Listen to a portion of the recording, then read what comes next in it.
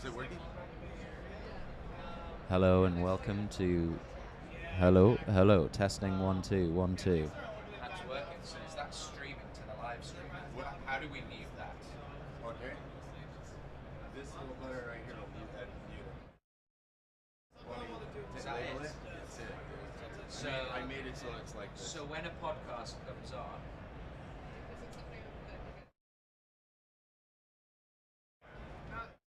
On means it's live. okay.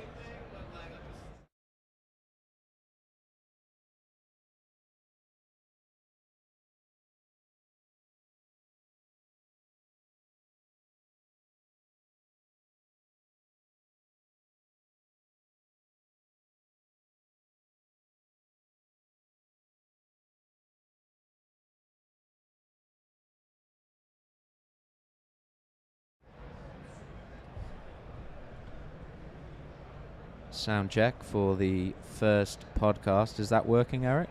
Can you hear sound? No sound coming through. Testing 1 2. There's no delay.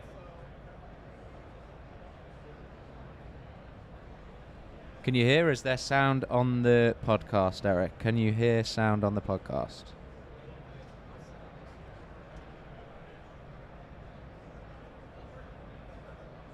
Right here, just ask the tech guy. Hello. Testing. So welcome to the first podcast. Yeah, broadcasting live from Money 2020. It's like a 3-second delay. Okay, that's I mean, yeah, that's normal.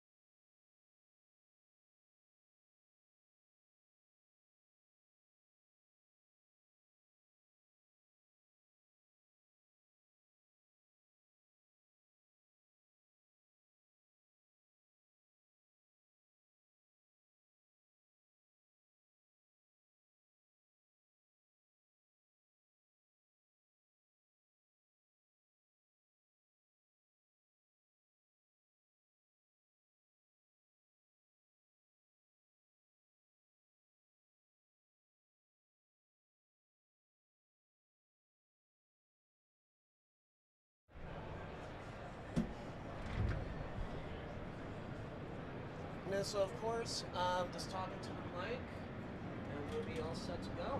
Any questions? No, not for me. No? All right. You're getting instructions from Will. Close. Okay. Same? Yep, so Okay. you're just talking to the mic just like this. And in 3, 2, 1. Hello, everybody. Welcome to Metallicus Live at Blockchain Beach. We are on location at booth 1737 at Money20 in the Venetian Expo in Las Vegas, Nevada. Here to provide you with some of the most exciting things, people, and all things Money20 that we can get our hands on. My name is Eric Lyons, and I'm going to be the MC throughout Monday, Tuesday, and Wednesday, so stay tuned with us at Blockchain Beach. And I am here with the VP of Product here at Metallicus, Karen McHenry. Thank you so much for hopping on today. Thank you, Eric. And we would like to not only welcome, but also thank our first guest of not only just today, but the entire Money20 event. No pressure. The head of crypto, GTM, and strategy from checkout.com, Jess Holgrave. Thank you so much for coming on the show. Woo, thanks for having me. How's your day going today, Jess? It's great. It's so enormous here. I nearly got lost, but I made it. I know. And the energy is awesome. I know, it's so exciting. How are Plenty you, of more Karen? opportunities to get lost. Oh, right? I'm sure.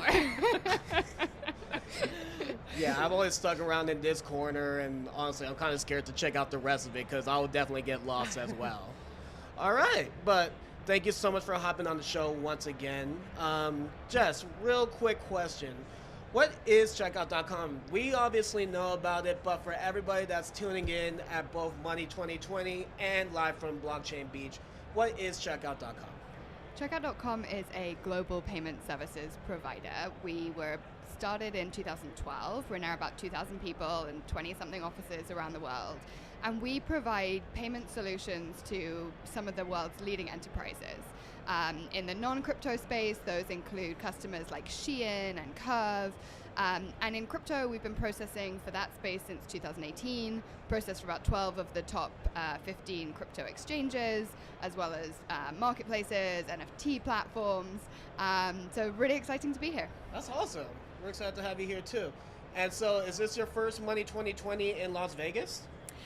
It is not actually, but it's the first one I've been to in about 3-4 years, and Wow. so it's great to be back here.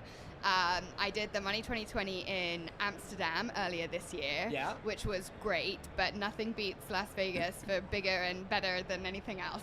Absolutely, absolutely. Now, on that topic with Amsterdam Money20, how was that? Like, did checkout.com have a whole presence and everything? Can you build up on that, please? Yeah, so very much like this, we had a very big presence there. Obviously here we have our US team as well as our crypto team, whereas in Amsterdam we had a lot of the European team. For me, Amsterdam this year was really exciting, and that's because we were announcing our stablecoin settlement solution, which is a solution that allows us to settle our merchants directly in stablecoins. Means we avoid the banking rails, release some sort of operational overheads for our merchants too. And so that was the launch event this year in June, and we had a really positive reception. So it was great to be able to do that there. So I actually saw your speech at Money20 in Amsterdam, and I was really impressed as well. Although I was already familiar with checkout.com, and we were in negotiations for a partnership, I still, well, you know, it's always great to see a young, powerful CEO, female.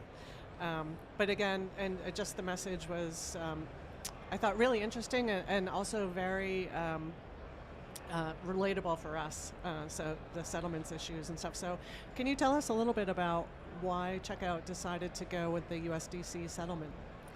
Yeah, so as I mentioned earlier, we've been processing for the crypto industry for a long time. And because we have the privilege of being enterprise focused, it means that we're really focused on kind of just listening to the needs of our merchants. And in the crypto space, some of the banking solutions that our merchants had were kind of inadequate. They weren't satisfied with them. Added on to that, banking always has this kind of reduction of the hours that you can make transfers, right? Like you're limited to 9 to 5 to be able to make those transfers. It's so Monday crazy to in Friday. 2022, right? It's wild. And then As if a human has to be on the other side to press the button to move the money. exactly. And then you add on like bank holidays and things, and what the impact that has for our crypto merchants specifically is that they become very liquidity constrained, right? They end up, if you're an on or an off ramp particularly, you're using balance sheet then to kind of cover that gap between when somebody purchases crypto and when you get settled from your acquirer. And so the ability for us to just take a small part of that flow and speed it up and enable it to take place 24/7, 365 in actually, and you mentioned USDC, that's the one we started with, but theoretically in any digital asset that people want is, for me, it's like one small step closer to this idea of kind of the payments utopia, which is that like when somebody makes a credit card transaction or a debit card transaction, that money is in the bank of the merchant as soon as possible, so that they can use that, put that money to good use. And there's all this capital that's locked up every single day because of these inefficiencies. And so it hasn't solved the whole problem, but it's solving a piece, and I think it's a great step forward for the payments industry as a whole. Yeah, I agree 100%. We have those pain points as well with the liquidity and waiting for fiat to settle. Yes. So it's kind of music to our ears. What regulatory issues have you faced with that, if any? So we're licensed all over the world. We're licensed in the UK, in Europe, in the US, in Singapore, Hong Kong, and so we haven't actually released that product everywhere yet because of some of those constraints. Every different jurisdiction has different parameters with how you have to set it up and that sort of stuff. We'll actually be expanding some of the geographies that's available in later this year, early next year, and start to get a bit more of a global footprint. I think for me on the regulatory side, I'm actually really optimistic right now. I think particularly in the UK and in Europe, some of the work that's being done around MiCA and bringing stablecoins from a payments perspective within the regulatory perimeter in the UK is great positive signaling, at least for the industry. Seeing that like actually make it into reality is never as fast as you want it to be, right? Like you're trying to innovate, and regulators, I actually think, do a great job to stay, to be as fast as they are, but policy making is a lot, those cycles are very long. So could we be faster? Yes, but I think it'll get us to the right spot, I think, certainly in the UK. And in Europe from a payments use case. Obviously, crypto more broadly, we'll see. And in the US, I think the same, a little bit further behind, a little bit more uncertainty on the stablecoin side. But certain states are becoming more and more wary of stablecoins in particular, which I find fascinating. Yes, and I can understand it, right? Like policymakers, this is the first time they've faced a technology that is so disruptive to the policy levers that they have. Even when it comes to just like basic monetary policy, there is a world where digital assets kind of remove some of those levers for policymakers. And so I think it's actually a great thing that they are taking this very seriously. I get disappointed when people go too far too soon, because actually like fostering innovation in a safe space, creating these sandboxes, I think is how you create forward-looking at kind of regulation, and I think that's what everyone should be doing right now. But we'll see. I'm keeping my fingers crossed. Yes. And without putting you on the spot at all, but our friends at Circle, have released Eurocoin now, and they've mentioned that they're going to release more fiat-based stablecoins. Do you think that, are you looking at that at all? Are you waiting to see what the liquidity... So for us, we're very agnostic. We're a technology provider that exists to provide our merchants with choice and ultimately to provide their consumers with choice on how they pay for things. And so for me, if a merchant of checkout says, hey, I'd love to start using Euro C or anything else, then I'm very, very open to that. Obviously, we need to be able to source it effectively and all of those sorts of things, but we've got the right setup to do that at the back end. But we're really agnostic about what merchants want to be able to receive.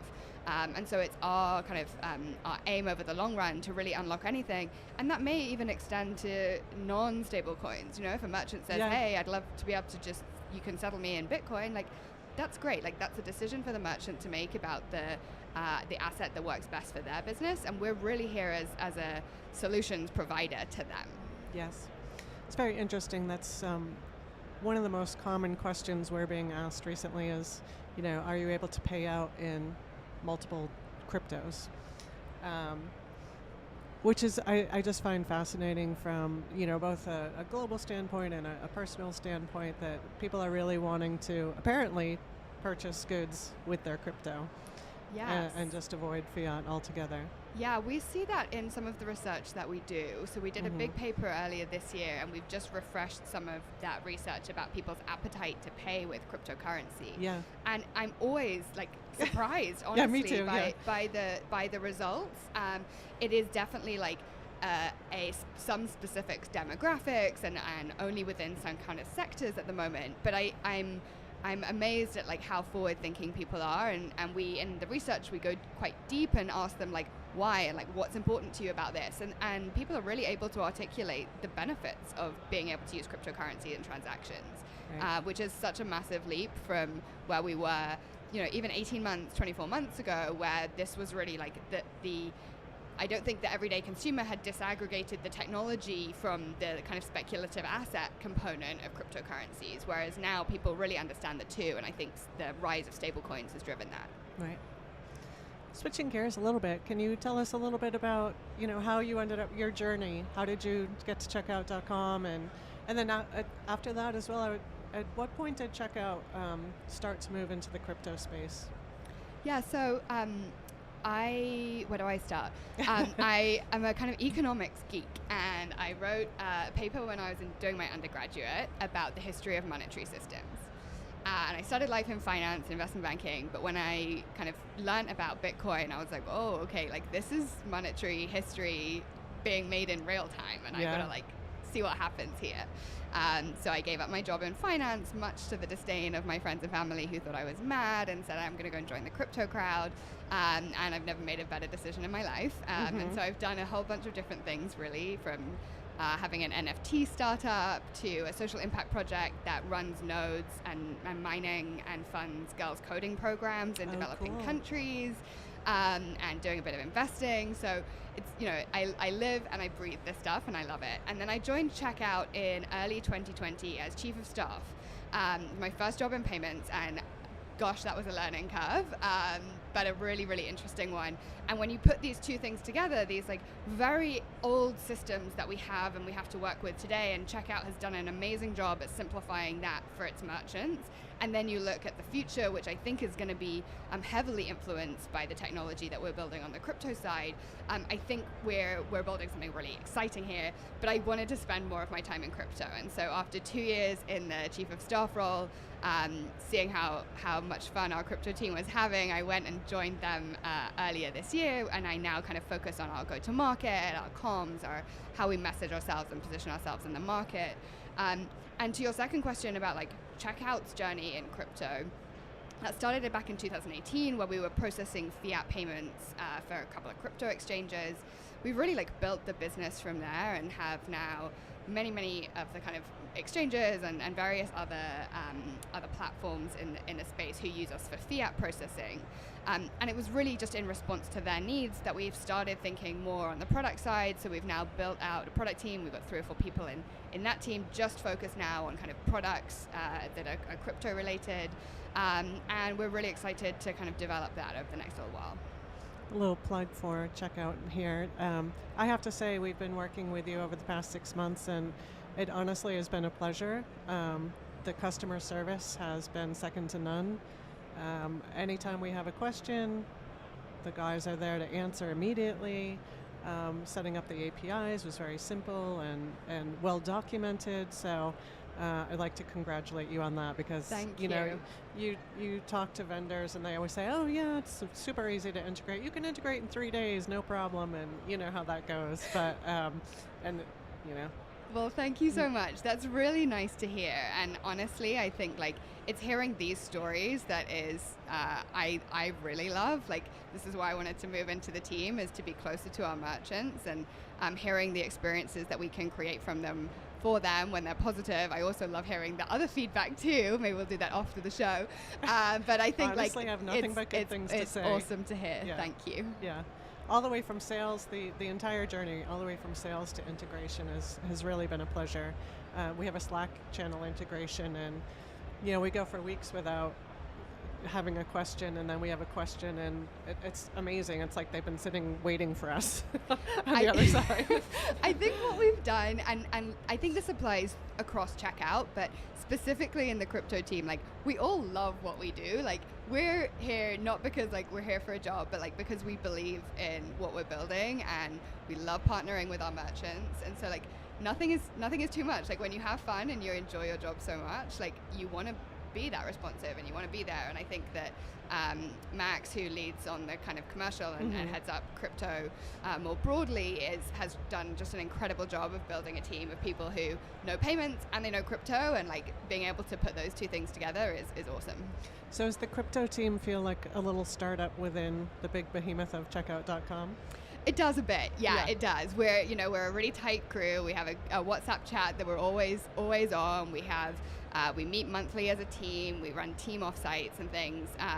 And I think that's mainly what that helps us to do is to just be really responsive, because crypto at checkout is a true cross-functional effort. It touches all different parts of our business, but being able to kind of work closely together and move quickly is ultimately what supports our growth and obviously our merchants.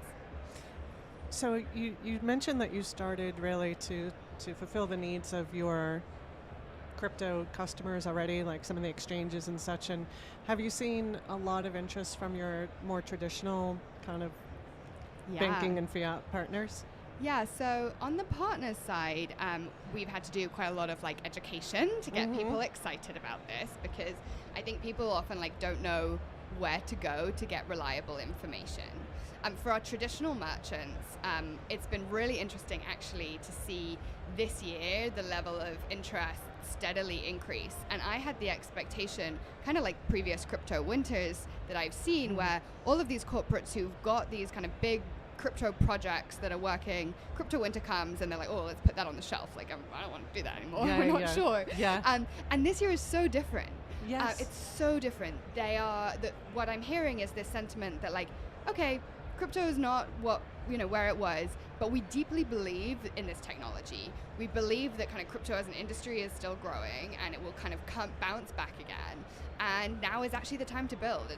It's a great time to be investing, to build technology, to make sure that we're kind of ready, as it were, for the next piece. And so on the kind of non-crypto merchant side for us, we're having really regular conversations with people about their needs, about how crypto might play into their business models, and because we're enterprise only, we have that time to spend with those merchants and to kind of like guide them through. And even if it's not what we're building right now, even if it's not what we're ever going to build, being able to like support them, tell them who the right partners for them to go after and to work with, I think is a role that we actually really love playing in the industry, because I think that's crypto, if you just look around, all these companies working really closely together to build the industry, and so it's a pleasure to kind of be able to bring people together to do that.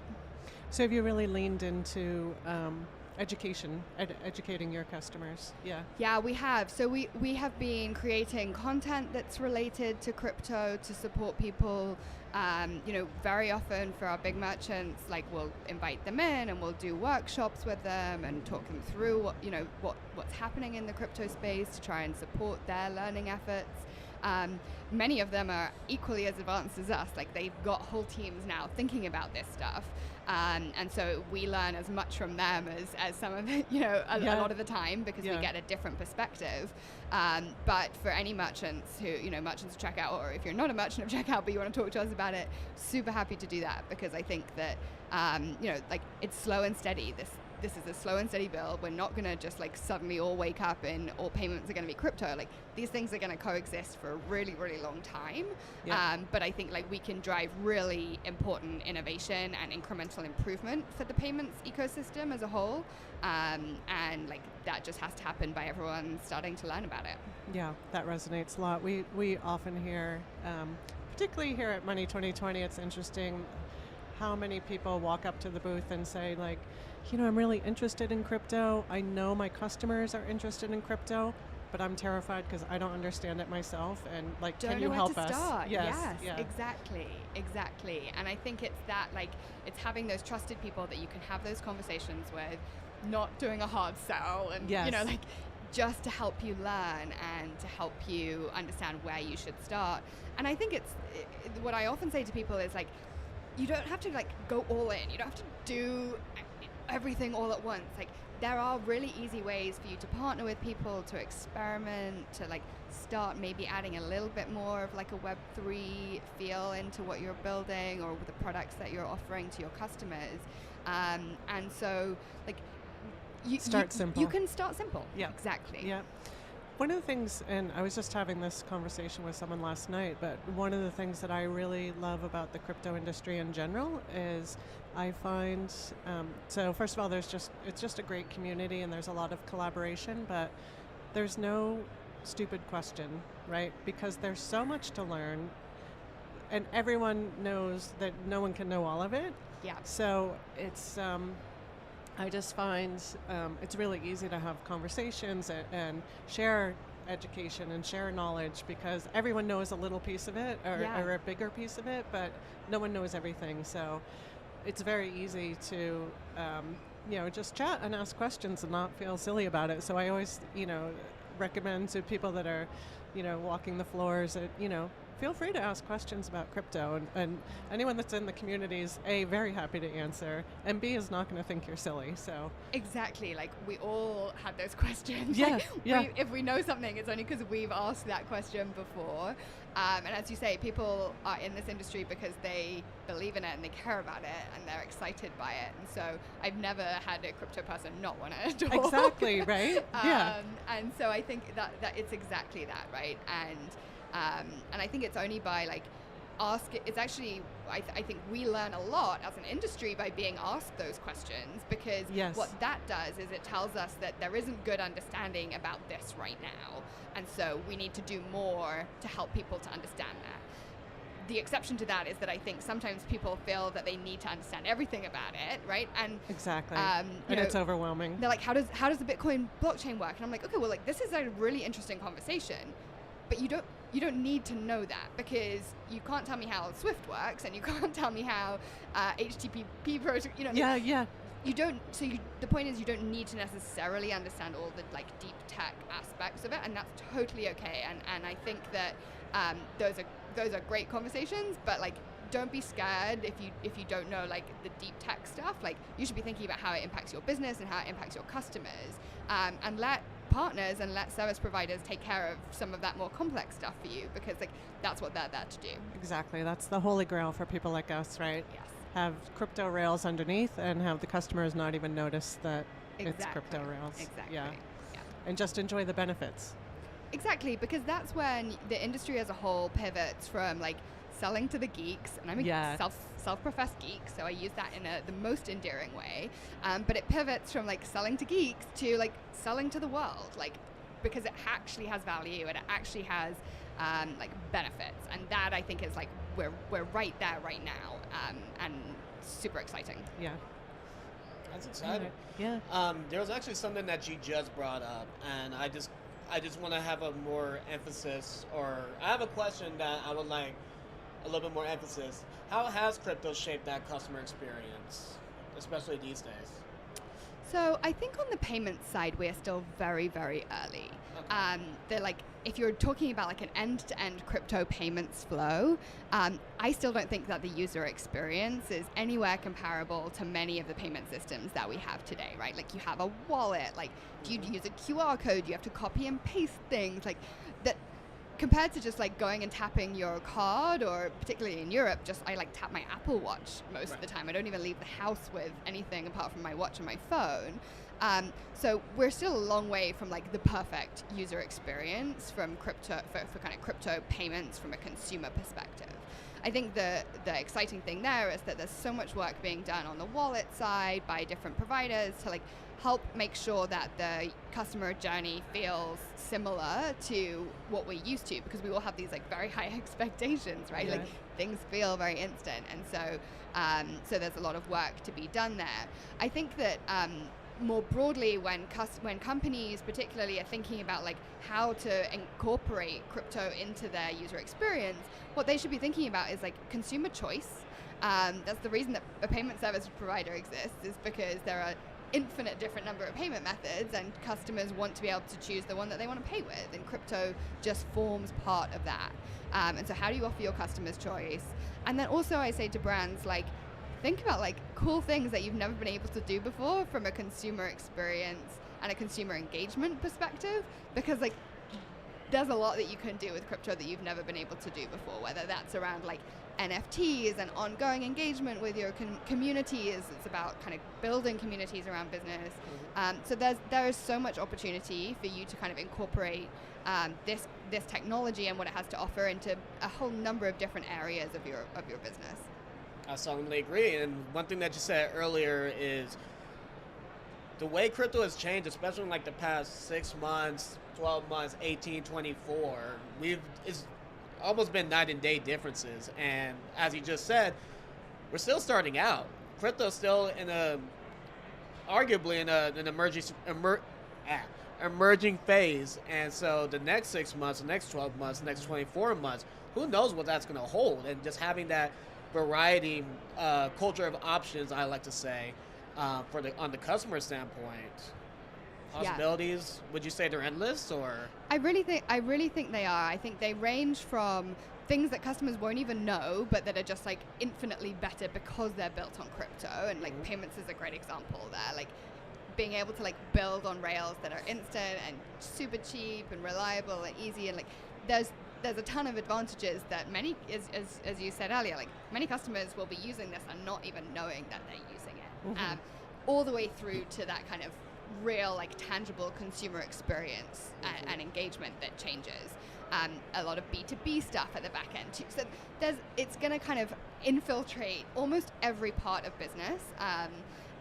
It'll take a long time to do that, but I really think that it will infiltrate how many customers work. In the research report that we did this year, 67% of CFOs that we interviewed said that they thought Web3 would substantially change their business model. And I think that's right. Like they should be thinking about how this is going to impact them, because it will inevitably have a huge change. I think mostly for the positive for a lot of businesses. I also think too, with crypto, there's often the analogy made to the internet when the internet first became popular, and email, and people thought it was crazy.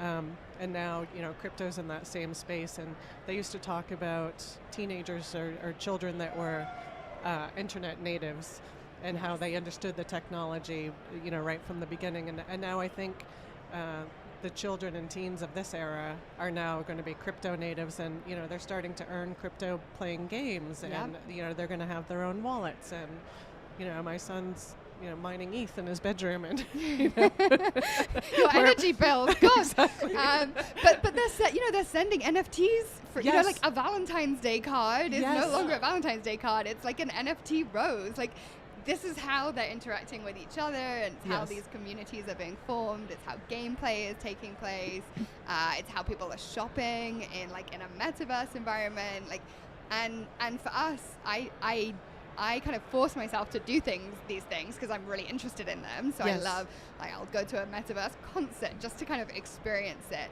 But the reality is that many people of my generation will never do that, and that's okay.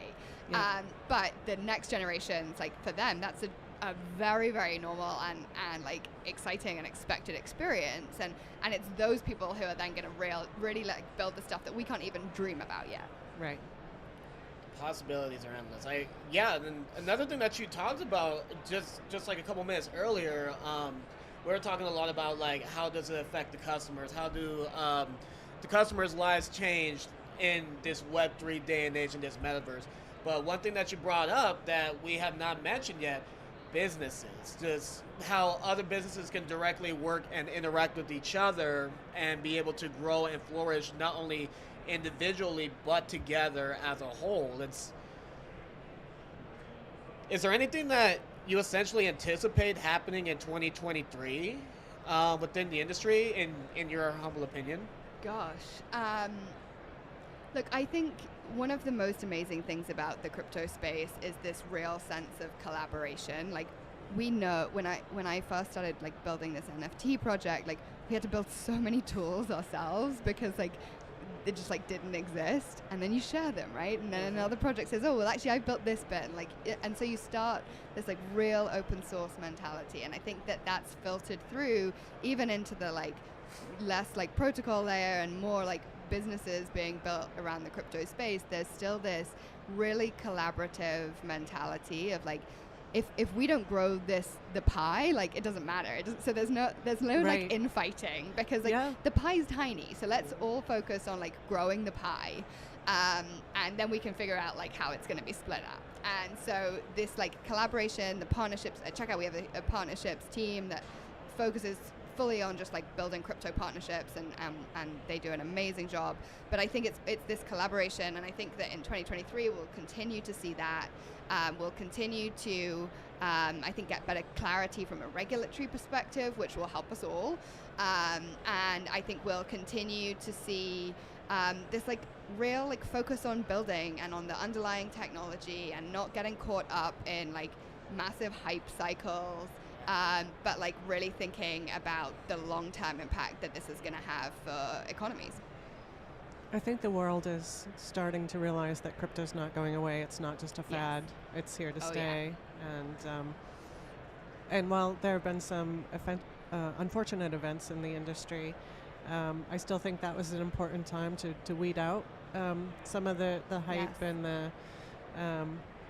the scammier sides. And now, it allows the last people standing are the true, crypto people that are here to build because we believe in the technology. Yeah, and I think that this is, the people who do bad things deliberately in our industry, I think, do incredible damage. What's really important is like how we think about the industry as a whole, not letting some bad actors, which there inevitably are, kind of like cloud the amazing work that some people are doing. I was recently in Asia and spent some time with some women who are building more like community-oriented projects there.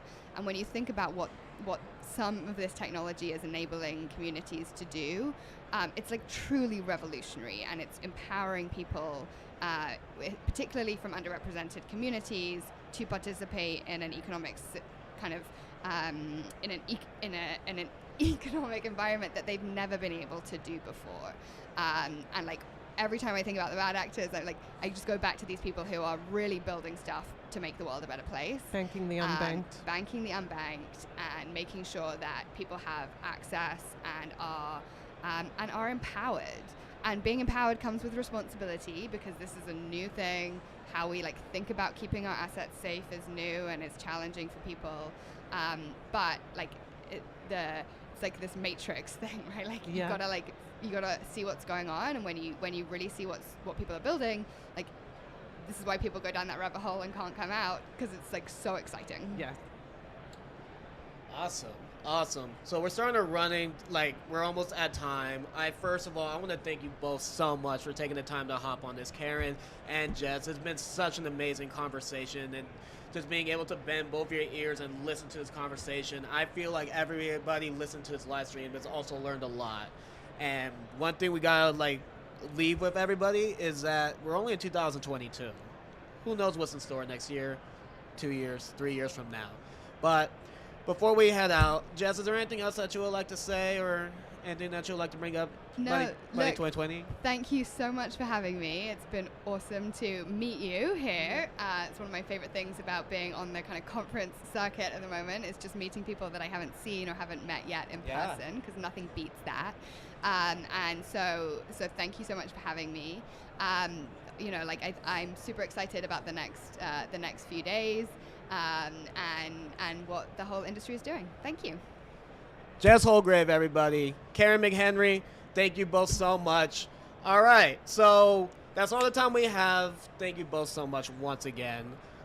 So stay tuned. Next at 10:45 Pacific Standard Time, we're going to have Robert Gelman. He's the Director of Partnership with the Miami Marlins. Next up at the beach, But stay tuned. We're going to be here throughout the entire day today, tomorrow, and Wednesday.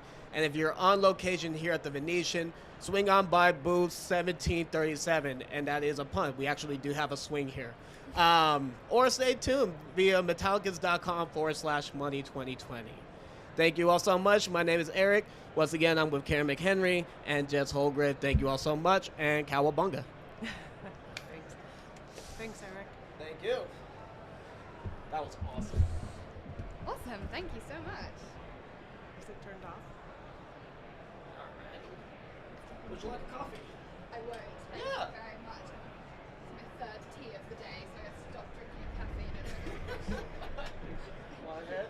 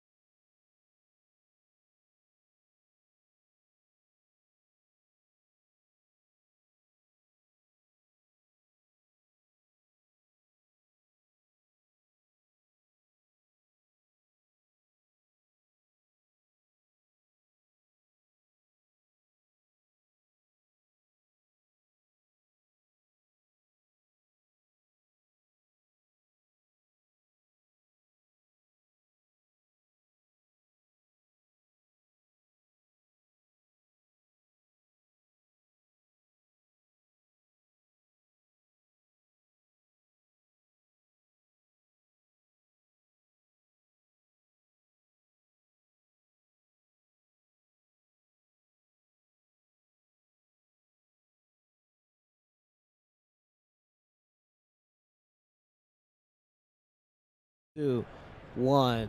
And we are back here at Metallicus Live here at Money 2020, more predominantly Blockchain Beach. Once again, my name is Eric Lyons, and we got our next guest on the show. First, introducing from Metallicus, we got the head of strategic partnerships, Chris Miller.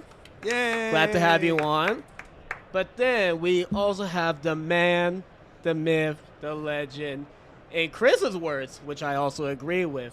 We also have the director of partnership of the Miami Marlins, the MLB baseball team, Robert Gelman. Thank you so much for hopping on the show today. Thank you. Thank you for having me. I pay Chris to say those things. In Bitcoin, right? Something like that. Ah, I like that. How was Money 2020 for you so far, Robert? Well, just getting here, walking around, seeing all the action. It seems like it's starting to percolate a little bit, and clearly the Metallicus Beach is head and shoulders above the rest of these booths. Oh, we love to hear that. It's pretty bright out, isn't it? It's pretty cool. I like that. How's everything with you, Chris? Oh, super excited. I mean, just all the energy, all the action going on right here, and people stopping by the Metallicus booth on Blockchain Beach and just seeing everything is all of our products, all of our services. It's just amazing, man. I love it. I love it too. Hey, Robert, so really quick, just to get the ball rolling, tell us a little bit about yourself. Sure. You want to know about my job or myself? I would love to hear both, but let's get started with the job first. Sure. So as you said, I work for the Miami Marlins. We're one of 30 Major League Baseball teams. I'm on the partnership team. I run our development group within partnership. So our team goes out every day and looks for strategic partners that are ideally revenue generating and also sort of additive to the business, additive to the fan experience, the ballpark experience. We're looking for, new and great partners every day. Now, Robert, kind of walk us through when you're, looking at partners.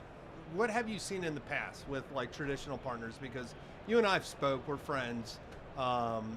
Used to work in the NBA. Yeah. Right? And so you had traditional partnerships, I think like Goodyear. Sure. How is that landscape changing as it relates to tech focus, maybe crypto focus, blockchain, et cetera? Yeah, I think sports marketing is evolving just like any other industry and, trying to stay ahead and innovative just like any other industry. There's legacy brands, legacy categories going all the way back to, Marlboro and Budweiser that are always sponsoring games back in the day, coming up through tire companies and furniture companies and financial institutions, et cetera, that you might be very familiar with when you go to a sporting event or watch on TV and see commercials.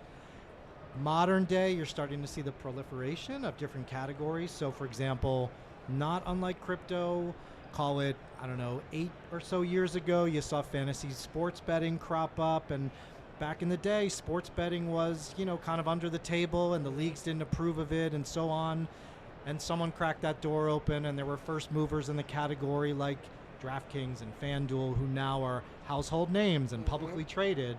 You start to see the same, thing with crypto and FinTech, where it's about building confidence, it's about building some brands that consumers trust, aligning with the teams to build that confidence and trust.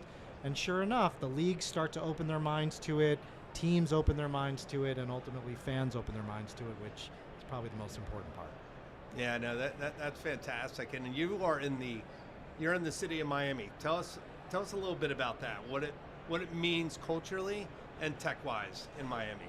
Miami's a bellwether. It's a bellwether for crypto. It's a bellwether for FinTech. It's a bellwether for startups and entrepreneurs right now. There's been a huge migration, COVID, post-COVID, whatever you want to call it, from other cities around the country to the sunny shores of Miami. The tax climate is very friendly in Miami, as are the other characteristics. It's a fun city that's really ripping right now. A lot of evolving companies and entrepreneurs moving in, lots of events, lots of conferences. It's a fun time in Miami right now, no doubt, and no different for the sports teams. We're trying to take advantage and find those companies that are moving in.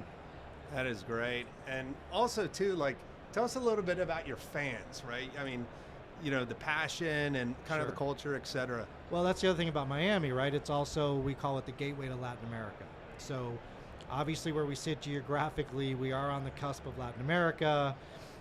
Literally 1/3 of all Cuban Americans live within 20 miles of our stadium, Lone Depot Park, Wow. which is kind of a crazy stat if you think about it. Yeah. But whether it's Cuba, Puerto Rico, or any of the other Latin American countries, and then globally, but certainly Latin America focused and Caribbean, Miami is a melting pot for these consumers, companies, entrepreneurs, technologies, thought leadership, events. There's so much going on that just melds into Miami.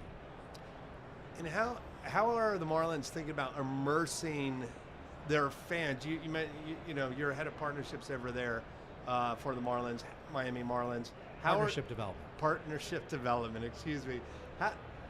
What's your idea of immersing your fans and that culture into Lone Depot Park and into some of the partners and sponsorships that you guys do? Yeah, I mean, we look at it a lot of different ways. So macro view as a ballpark, we're always trying to become more social, more of a day out, a night out, an experience.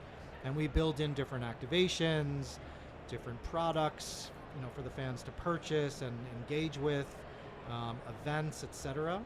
Not only our Marlins baseball games, but other Jewel events, concerts, conferences, things like that. So we're always looking to make it more of an entertainment destination, to the extent that we have partners that can play into that ethos and bring value. And again, we're out looking to generate revenue as a company, which funds everything we do as a baseball team, but we want partners that are additive to that experience. So you think about the crypto space and what those companies like Metallicus with MetalPay can do. It's bringing educational events to the fans. It's being on site to talk to them, engage with them, walking them through the pros and cons of crypto, how to sign up for applications, thoughts around buying different tokens, etc. But really who to trust. And that's, again, goes back to the alignment with the team. And that's what partners look for. They want to align with us. We have the trust of our fans. And if we feel the same way about that partner company, in this case, let's say a MetalPay or a Metallicus, we do it arm in arm, where we go in front of the fans together and we talk about the platform and we instill that confidence. Oh, that's fantastic. And you think about it, I've seen a lot lately in the news, and I want your perspective on it, of players, professional athletes wanting to get in the crypto space, either through NFTs or being paid in crypto or having something towards, some sort of token or coin or crypto company. What are you seeing from professional players? Yeah, I wonder how much of it is their collective average age, which, athletes are pretty young, so they're apt to be more explorative, I guess, in these emerging technologies. I wonder how much is a factor of, in some cases, they've got some money to burn, let's be honest, so they can sort of play around with these new things and see what works for them, what doesn't. But I think by and large, they're all very intelligent, intuitive. They want to be on the cutting edge. That's what they do in their professional lives as athletes. That's what they're doing more and more in their off the court, off the field lives as athletes in business ventures. You're seeing athletes like Serena Williams, who's here at Money20, Odell Beckham Jr., Major League Baseball stars, NBA stars. They're all curious, and a lot of them on the cutting edge have really started to either seek to have part of their salaries where they're allowed to do that in crypto, seek to have endorsements that they're paid in crypto. They're buying into companies, and they've got obviously financial people behind them that are guiding them, because it's not what they do for a daily living, but by and large, they're getting very smart in these endeavors. They're building companies that are on blockchain and using cryptocurrency to kind of free up the technology of what they're trying to do. There's a lot of it. I think it started, I don't know, maybe 4 or 5 years ago. If you think about 4 or 5 years ago, the FIFA World Cup in Russia, I think, was one of the first major events to allow fans, I think non-Russian fans, as it were, to buy tickets with crypto. And then you saw some of the Major League US teams dabbling in that a little bit in limited situations with certain products on a limited basis that fans could use to buy products with crypto, suite leases, tickets, experiences, things like that, it's still very nascent. It's still just starting to get going. Yeah, it's interesting because, we take a look at, the technology of, a ticket could be an NFT, right? Non-fungible token, to get into a ballpark or get into a stadium. How are you thinking, or have you spoke about NFTs, or I would imagine you offer a reward system, right? That's right. Are you trying to eventually maybe tokenize those rewards? Have you had conversations about blockchain technology and NFTs, or kind of walk us through that if you don't mind? Yeah, potentially. Look, I think it's all evolving. You saw, so we do have a rewards program called Home Run Rewards. Very robust program, very highly engaged. We talk about integrating more digital technology into it. We've got to operate within certain sort of league rules, et cetera. Again, as these categories and related policies come into play from the top down from leagues. But I think what opened everyone's eyes was, a year or two ago with Top Shot and Dapper Labs and the NBA, and all of a sudden these NFTs of highlights were going for crazy amounts of money. And then you saw what happened with Bored Apes and other NFTs. In fact, this past season at Lone Depot Park, we actually had a Bored Apes event where we we displayed Bored Apes That's on, awesome. on screens at the ballpark. Oh, wow. And had a kind of a tech Wait, panel. do you own a Bored Ape? I do not just wanna, personally. okay, all right. I'll keep you posted Keep when me I posted, get there. all right.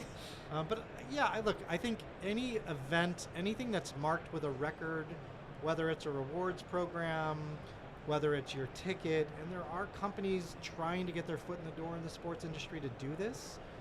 It's a little slow going in some respects because, again, generally speaking, teams have to adhere to top-down policies that come first from a league standpoint. The leagues want to align on what they think is best, and you can't blame them for that because there's so many companies and so many technologies. They want to take their time to vet what's right, not just for today, but what's right in the long term, whether it's metaverse, NFT, etc.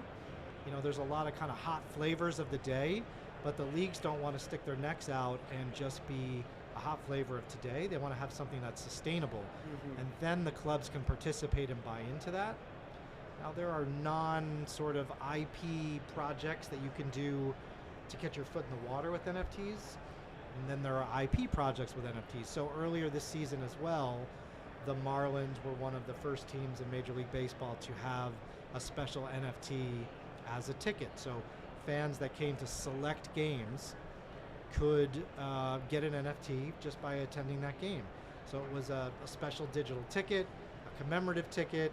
We did one for season ticket holders, and then we just did a special one for fans in attendance at certain games. So we did kind of put our foot in the water there. We saw really good redemption on it, and I think we're going to build on that in 2023 and 2024 and beyond. But it shows you that the Marlins sitting in Miami, back to your question about location, we feel we have almost a responsibility to participate in these emerging technologies, just given where we are and who we are as a brand. Yeah, I gotta imagine, right? I think FTX moved there, right, or is moving their headquarters there, and you've got Encode. You got a bunch of crypto companies down there, and I think the mayor, right, if I heard correctly from Miami, is pay some of their employees in Bitcoin, etc. Right. There's a Miami coin, I know. That's That's exciting, but I wonder, Eric and I work for, obviously, Metallicus, right? Crypto, blockchain, etc. Are we, There rock it is. sign.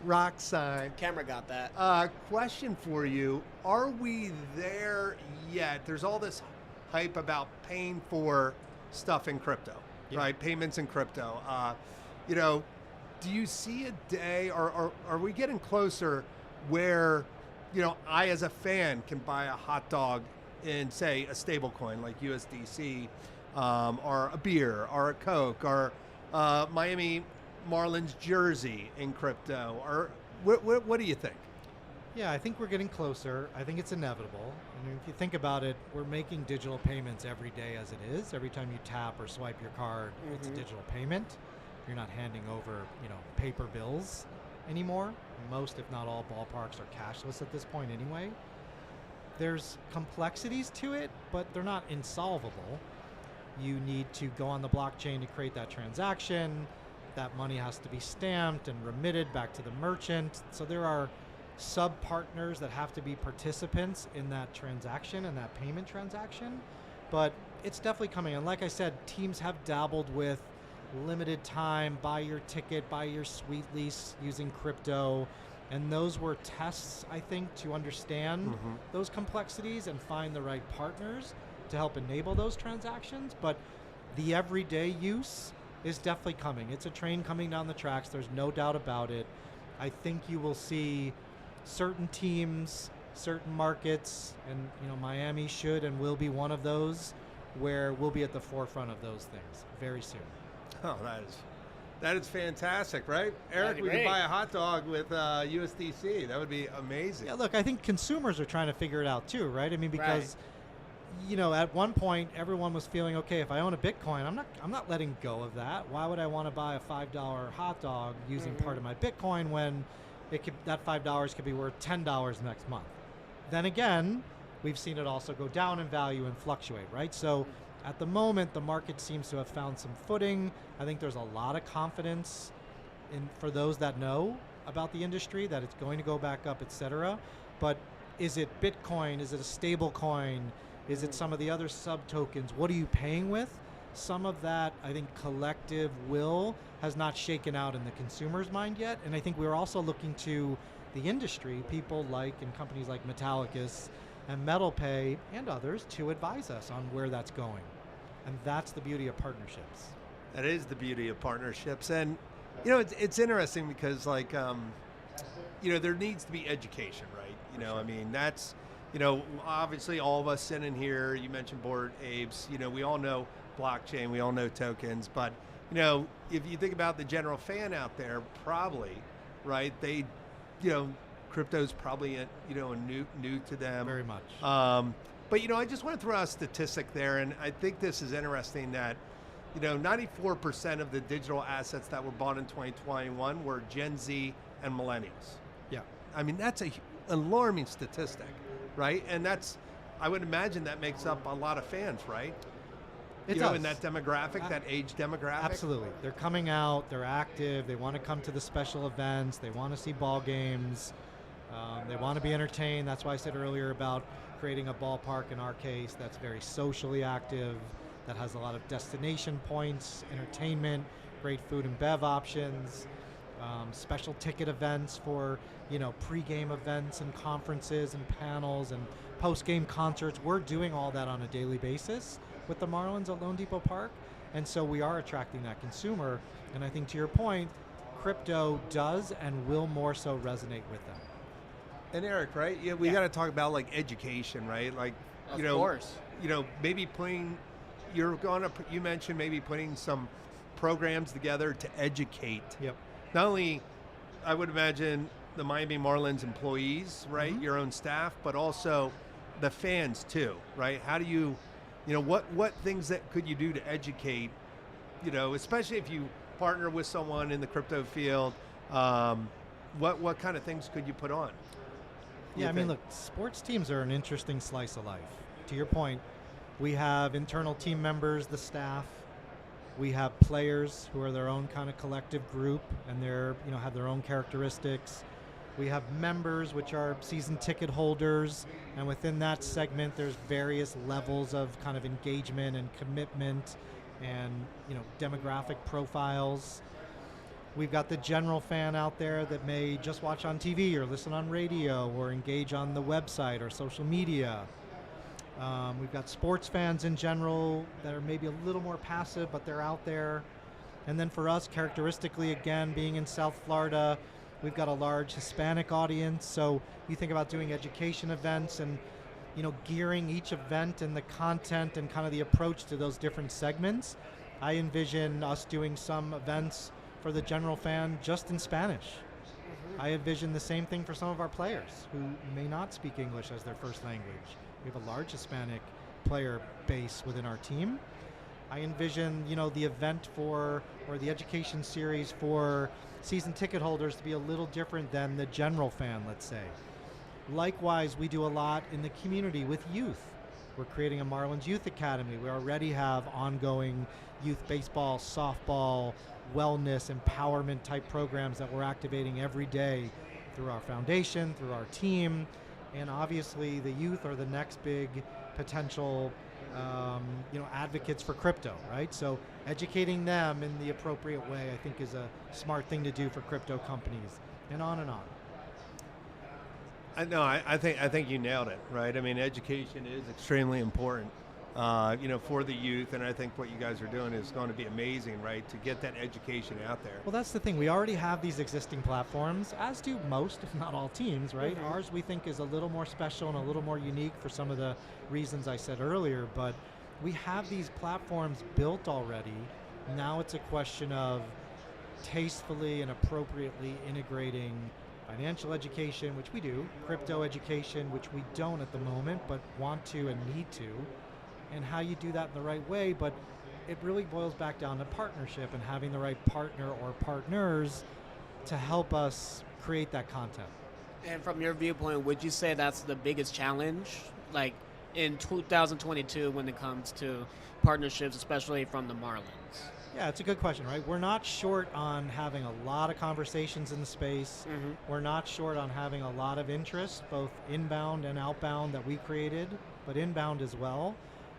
We're very keen on finding the right partner or partners. And there's a lot of slices of FinTech, crypto, blockchain, et cetera. So it's not necessarily one and one only, but probably one that is becomes more endemic to us, becomes a little bit more of a strategic consultant.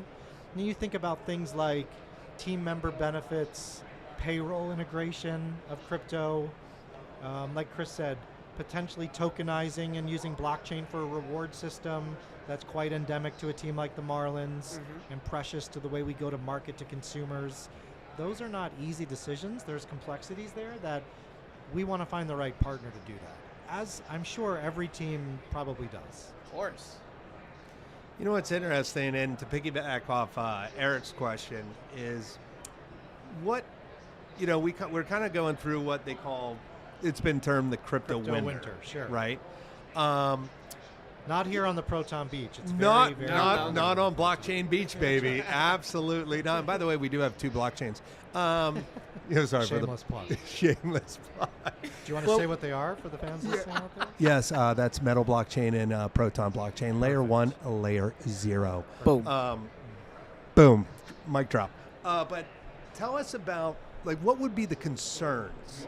You've seen what happened in the news with, we won't name the firms, right? But what would be some general concerns you have as the Miami Marlins, or the MLB? Has the MLB mentioned anything about crypto companies in general, or? Yeah, look, I don't want to speak for the league. There's obviously policies in place that govern these types of categories as they emerge. And like I said, I think the biggest concern is nobody wants to make a mistake.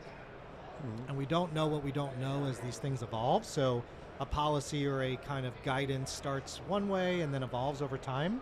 Everyone's open-minded and wants these things to work and do well, of course.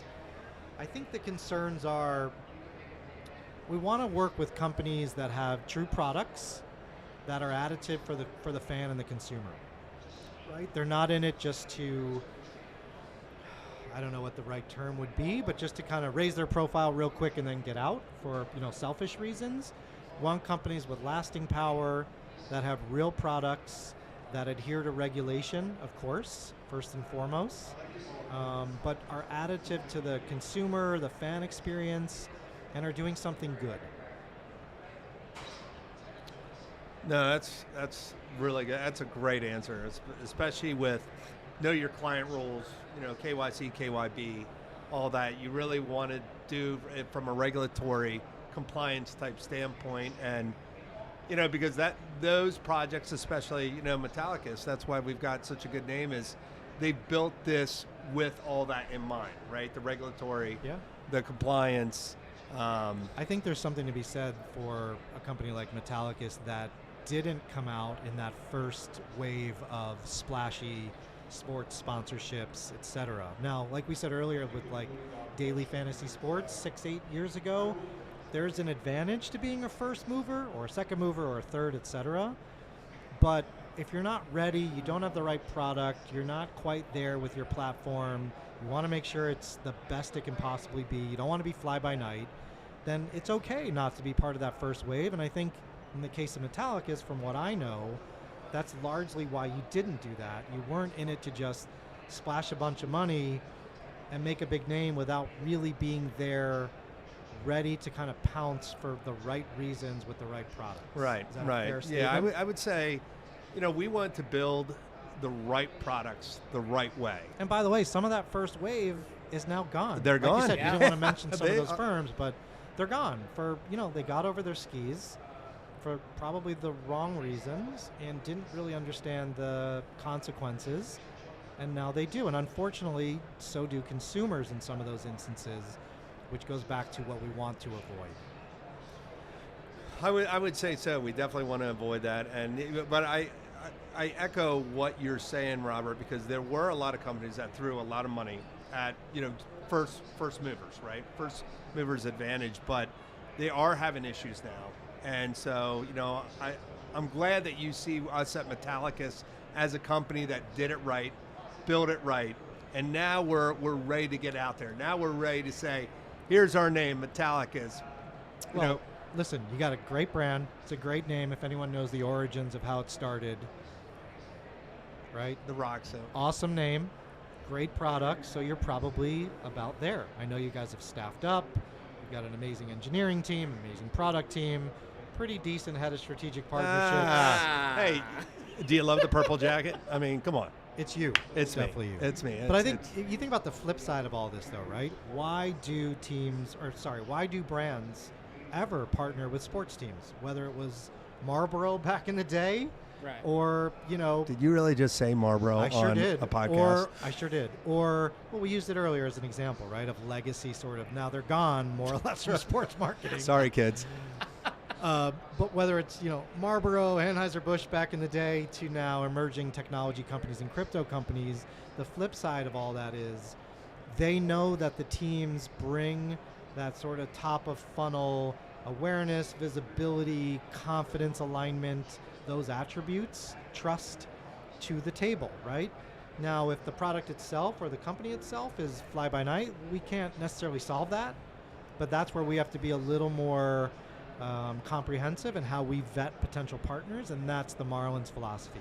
We want to find the right partner in the space that we have confidence in, and so that when we put our name next to it and bring all those attributes to that company, it's a shared responsibility. I like it. That is awesome. That is awesome, Robert. And real quick, one last question from me. You've seen our products, right? You've seen what we have. Do you have MetalPay? Have you downloaded the MetalPay app? I did download the app, yes. Great experience. Actually, really good experience. It takes no time. It's very user-friendly, and I'm not getting paid to say this, by the way. Very user-friendly. I love that it's like beyond simple. You've got your cash card and your crypto card. Put your finger on one of them, it pops up. Then you're enabled to do different activities with that. Just like, I won't say the company that was the first mover in sending payments peer-to-peer. You can send money, fiat or crypto, to your friends that also have MetalPay.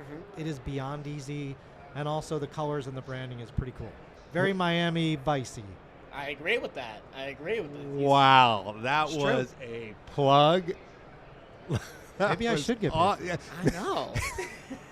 Hey, I've got MetalPay, obviously. Maybe, yeah. No, that is great. I'm glad that you absolutely have walked through it, gone through it, and you Yeah. absolutely love the experience. I can't say anymore. Look, like most people, I'm not an expert in some of the deeper tools that you can do with MetalPay and your Proton and WebAuth and some of those things, but I'm learning, and that's why, just like all those other groups I mentioned earlier, I will participate in education events as they happen. Exactly, because we're all learning at some point, and crypto is still a new topic to some people, and to many people. Exactly. Excuse me. And one thing that you mentioned earlier is trying to bring crypto to all of these different audiences and demographics of all different walks of life. Honestly, I guess my last question would be: you talked a lot about how partnerships can get involved and how the Marlins can get involved. If at all, how can the fans get involved in this landscape? Yeah, it's a good question. I think, like we said, participating in education events, having that curiosity, going arm in arm with the team and that trusted partner to different events, coming to the ball games where ideally that partner is set up with an activation space, not unlike what you're doing here at Money20, where you can bring them in, show them what it's all about. One thing I know about the crypto industry from having studied it and going to events over the last few years is those on the inside, the real people that can be trusted on the inside, really believe it's a revolution of sorts. It's a freedom of sorts from the old guard of processes and things that you had to go through to become financially independent. It's decentralized, right, by and large. So that's the whole point of it. And I think you think about our fan base in Miami, again, large Hispanic audience coming from certain countries where those things are a little bit harder to come by than they are in the US. Right. They're looking for those attributes, and they're looking for ways to better their lives, as is everyone. So I don't think I think the will of the consumer is there to want to do these things. I think they need to trust and learn more, and that's the key. They will participate. They will make purchases of beers and hot dogs and sodas, etc., when we have the right technology set up as an industry and as a team in Miami.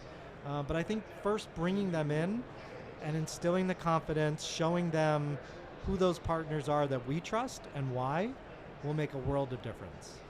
You know what I'm really excited about? I really think this can happen in sports where a company, our franchises should say, like a sports team, like the Miami Marlins, use blockchain technology, right? I mean, I think there will be a day where we see a sports team be a validator on the chain itself, right? Maybe as a block producer, or a smart contracts, and like you said, tickets for NFTs, etc.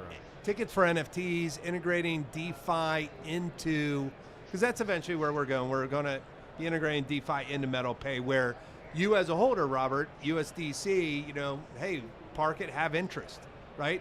Earn whatever percent APR on your cash. And I think that's the weirdness about the consumer confidence too, because for a while there were these, seemingly crazy rates being paid on interest by certain companies and firms and platforms, almost like too good to be true. And I think over time we've all learned if something's too good to be true, it might just be, right? So again, it goes back to that trust. But I know that there are real benefits to doing that, to earning interest by staking your crypto, etc. It's kind of like that whole Web3, right? The power is in the people, right? That's what we're going towards, where you have control of everything. Your finances, and that's what decentralization basically is, for the consumer. But I think the story is yet to be written for sports and crypto. Yes, there were some splashy things that happened over the last couple of years, but those were just splashes. There wasn't a lot of utility behind that. I think the story is yet to be written, but it seems like a great marriage. You think about the attention that teams and athletes bring, and you think about this revolutionary technology that blockchain and crypto is bringing. It seems like a great marriage to me. And I wonder, can the players can get, it's not so much getting paid in crypto, but they can, is it the bonuses or that they have control over, that if they wanted it to go? I think each league has different rules that with collective bargaining. The players definitely control their own personal service time, whether it's endorsements, appearances, etc. Oh, that's amazing. That's really great. And where do the Marlins go from here? Are we talking World Series next season? Or I'll say this. We continue to have a great young core led by our starting pitching. We feel really good about the trajectory we're on as a team. We need to shore up a few things. We're actually in the middle of a managerial search right now that hopefully will produce some great results, which I'm sure it will. There's a lot of excitement still around this team. More to come. That's awesome. And there you have it, folks. Thank you both so much. We got Chris Miller, and then we got Robert Gelman, Director of Partnership with the Miami Marlins. It's been an awesome conversation with you both. I'm sure not only I learned a lot, but I'm sure everybody that's tuning in, either at booth 1737 or metallicus.com/money2020, that's a plug, have learned a lot today. And we're excited for the next seasons to come, not only for both crypto, but also for the Marlins. Thank you, Metallicus. Can't wait to see what you guys have in store, too. Absolutely. Awesome. Absolutely. Thank you, Robert. Great guest. From one beach to the next, we are Metallicus live at Blockchain Beach. The human beings, we're going to take a break, but this live stream is not. Our next guest is going to be at 1 p.m. Pacific Standard Time, Sir Brian Lewinning, who is a seed investor. My name is Eric. Once again, I'm with Robert Gelman and Chris Miller, and we'll see you all later.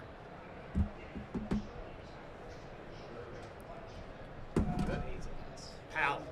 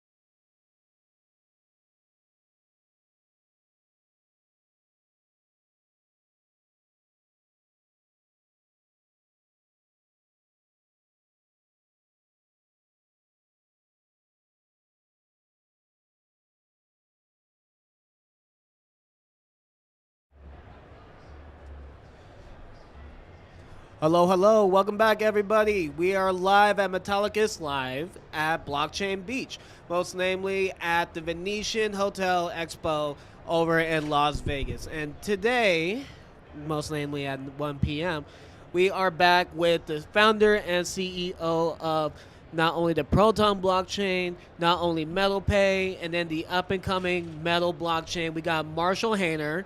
And then we also have our seed investor and most beloved sir, Brian Lewinning. Thank you both so much for hopping on today. And how are you two doing today? Great, thanks. Great. Thanks for having me. It's an absolute pleasure. How's Money 2020 for you both so far?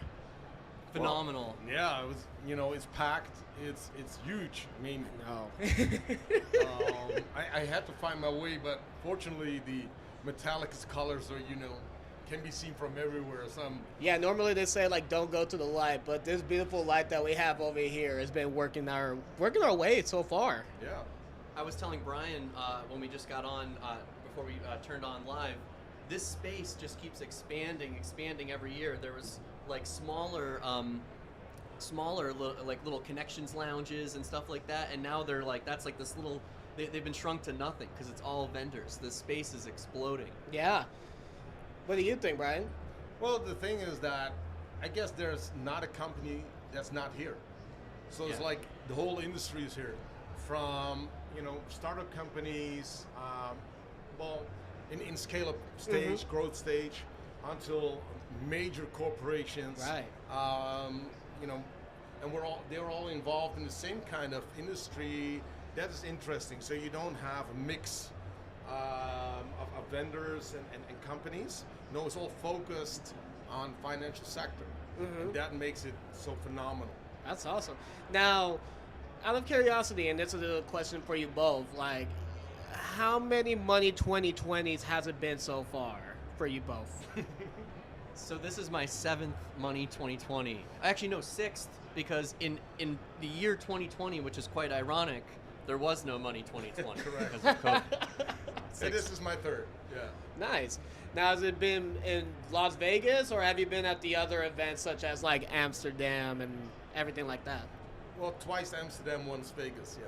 Awesome. I had my first Amsterdam experience just earlier this year, where I was hanging out with Brian and the team, but it was great. I missed the team has been here 2 years to Amsterdam previously, or the Money 2020 EU previously, but I loved it. I thought it was great to mingle in the European fintech scene, and it's just a different kind of vibe than it is here, which I feel like it's a little bit smaller, but it feels like Money 2020 in like 2017 or 2016, but it's still just as much energy. It's just a smaller venue, but it's great. Well, the great thing is that if you see the evolution coming from what we now call traditional finance, right?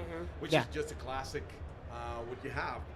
And that really evolved to including crypto. And if you look at, well, especially in Europe, you see like crypto is dominating, right? And that is kind of the way we want to go forward. And I know that recently in the last year, crypto took a bust because some companies who, well, I don't want to offend anyone, but they were in for the quick money, I say. That kind of, put some kind of smut on the crypto kind of definition. So I'm happy to see that the real people in the business, they keep pushing forward, keep developing. This is the future. I mean, the future already started, but we're heading there. There's not a bank in the world that's not looking into blockchain, into crypto.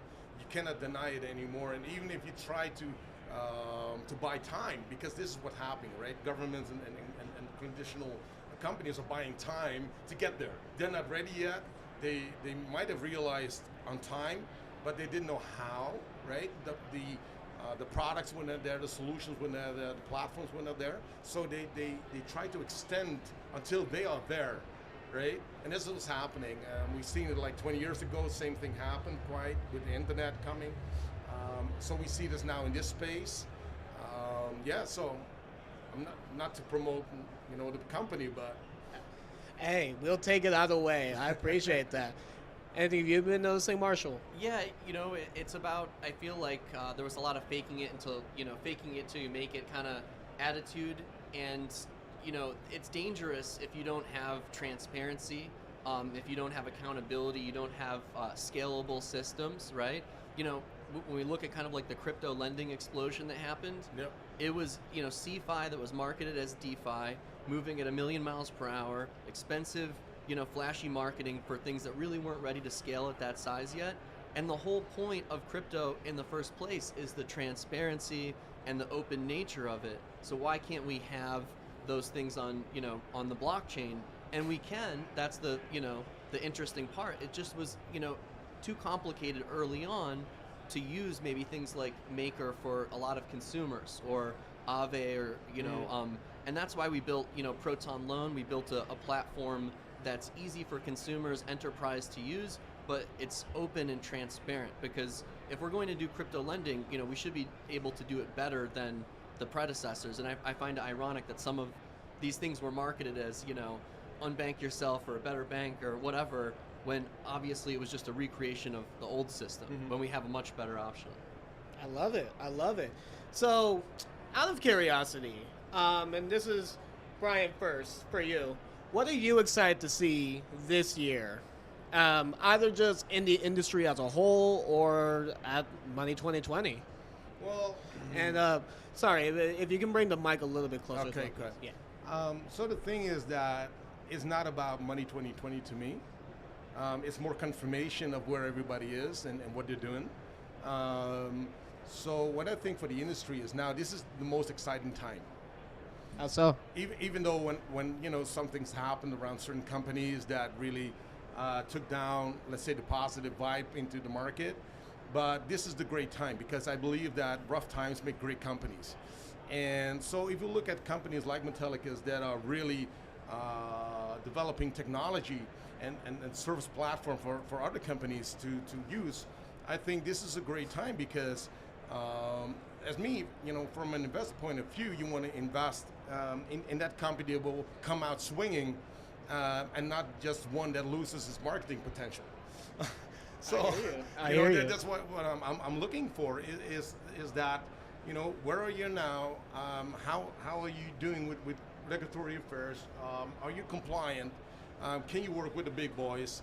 Are you up for the game? Are you able to scale, and not only scale fast, but scale durable? So all of that interconnection of all of the things that go along, how you're approaching, let's say the seamless experience for customers, right? Because that's an important one too. We got used to having, especially on exchanges, we got used to having like a Coinbase out there, which is like 1, 2, 3, right? Very easy. If you go to some Korean exchange, you're like, what the, right? I don't know how to use this. So Binance is like the combination between those two. So we learn, right? Because we're so early in this market. Some people think we're already there yet. We're not there yet. We're just testing, getting there, developing stuff. I seen, so Marshall showed me the new DEX, and I'm lit, right? Yeah? Because, well, the thing is that it's continuous development, and you can learn from what we've done. And we're so early in this market that all of that learning has got to be applied. If we look back, right? So when I got into the tech space, it was still Netscape. Okay, Netscape, Alta Vista, AOL. Okay, so when we look back, is that if you look at Netscape, the true believers stayed with Netscape like, oh, it's the holy grail, right? But it was not. It was a lot of emotion around it. Why Netscape was so beautiful and good, because they were like early on, right? But if you look at it now, you're like, yeah, that one was that. So and you see the next companies going and learning, and this is the whole thing. Is not being stuck with your MVP and building on your minimal viable product and then doing the relaunch of your minimal viable product, but it never turned to anything that was really up for the game, right? So that's why I think that companies that maybe have not come out and like the big names and took in a lot of hedge funds money to scream it off the rooftops and make someone else money, right? Will be the ones that survive. So that's what I'm looking for now, is the reality of things, right? Okay. Yeah, and I think that there's value in cryptocurrency. There's a saying, one day equals 10. So one day in crypto is 10 days in the real world, because this space is moving, multiples faster than tech, and tech already moves very fast. And so when it comes to building, I think that you want to build something, like Brian said, that has the foundation, not only from the user interface standpoint, but from the cybersecurity, from the regulation standpoint. And there was a lot of cutting corners, because in the earlier days of crypto, and even up until this year, there were a lot of cutting corners, because everybody's trying to be hyper competitive in a space that's moving so fast. But when you're dealing with people's money and assets, you have to have security. You have to have accountability, transparency, especially if you're building in crypto with the blockchain. And so, there's something to be said for really building and nailing the product and getting it right before you scale it. And you look at kind of some of the hacks that have happened and issues, how cryptocurrency and blockchain has been negatively perceived outside of the positive aspects, which there are many, and that's around kind of the cybersecurity, the accountability, all these things. So if we get those pieces right, we really do completely innovate the banking system and create a new potential for money remittances, for savings products, for lending, for DeFi, NFTs, ownership, everything, right? And you think about kind of all the fraud that's happened with credit cards, the old system. It's crazy to think that we would carry this piece of plastic around in our wallet with essentially our password on it and hand it to everyone. When cryptocurrency solves that problem, where in the future you're just at Marshall, you're at Brian, and if you lose that information, that's no problem, just like your email address. So that's kind of where the future of banking and commerce is going. But we have to responsibly innovate, and we have to do it in a way that's good for the consumer, good for business, and also in line with the regulations. Correct. And up until now, we haven't really seen much like that, I would say. A lot of stuff. One of the big use cases I see is in professional industries, like if we take SWIFT for an example, right? The global settlement system. You got to imagine that country banks transact money like in trillions on a daily basis, and then one country has like a national holiday, nothing is happening. Right. That's crazy. Wow. Yeah. Wow. Imagine that. So, and it's not real time. We think it's real time. Nothing like real time, right? And you have major delays. If they have to do maintenance, nothing is running. It's really ridiculous. Even they would not admit it, right? But it's true. So if you want to go real time, this is the future. You cannot use the old systems to do that.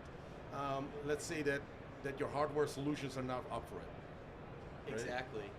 And it's interesting, because even in crypto, we went through like a time where from Bitcoin, the first cryptocurrency, to Ethereum, and then to other new layer ones of blockchains like Solana and Cardano and Polygon, Avalanche, also Proton and Metal blockchain. Mm-hmm. There are newer technologies, but they just haven't been tested and scaled properly yet.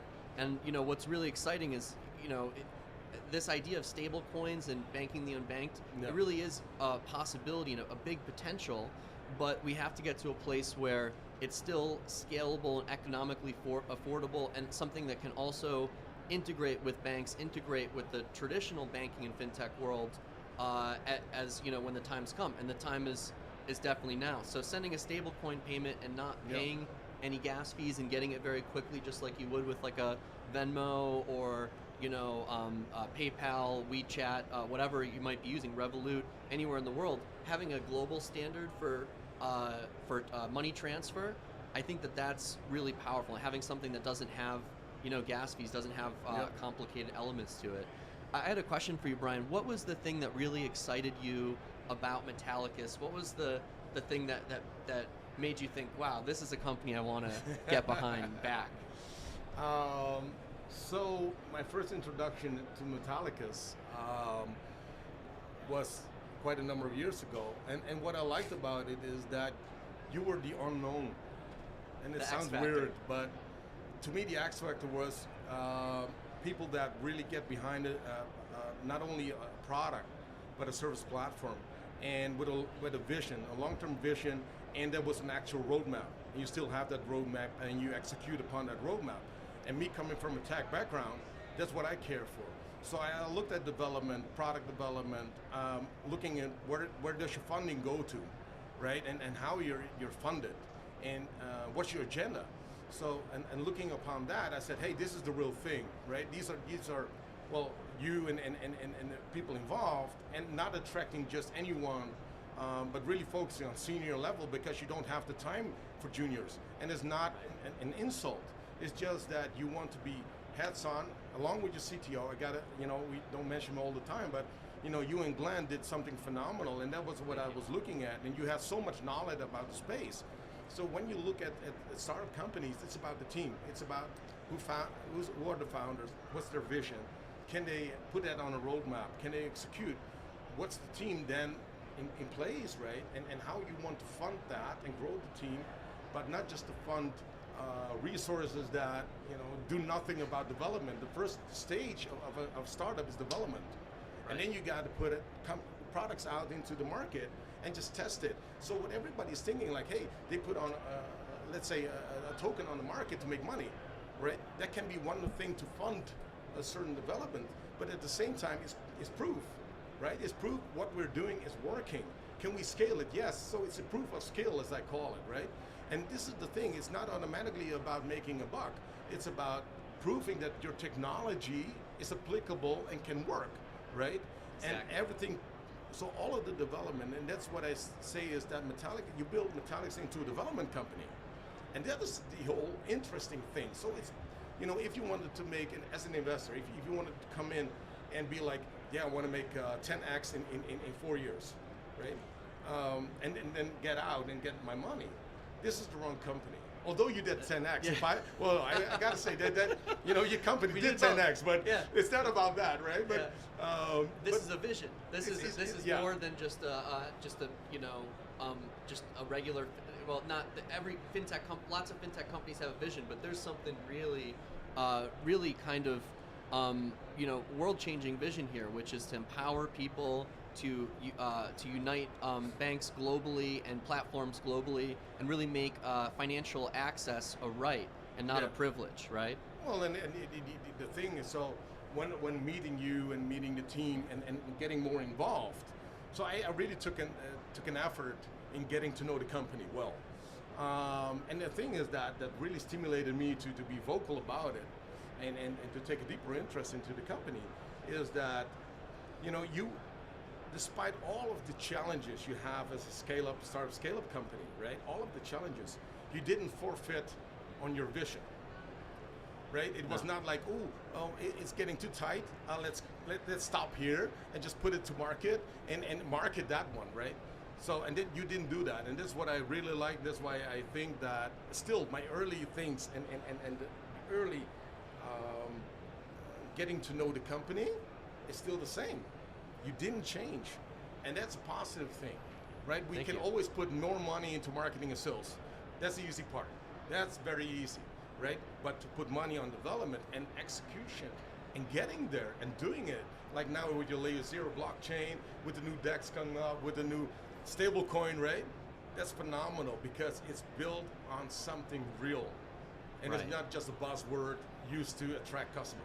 It's not just hype. Yeah, it's not just hype. I say this all the time, unfortunately, because of the speed that crypto moves at, a lot of the earlier startups, a lot of the space was, 90% hype, 10% development. Everybody kind of knows that. It's no secret. And the companies that are really going to make it, when you look at like .com, like Amazon, Google, Facebook, and you also had like Pets.com. You had things that didn't survive but were equally as large. Don't mention Pets.com. That still hurts.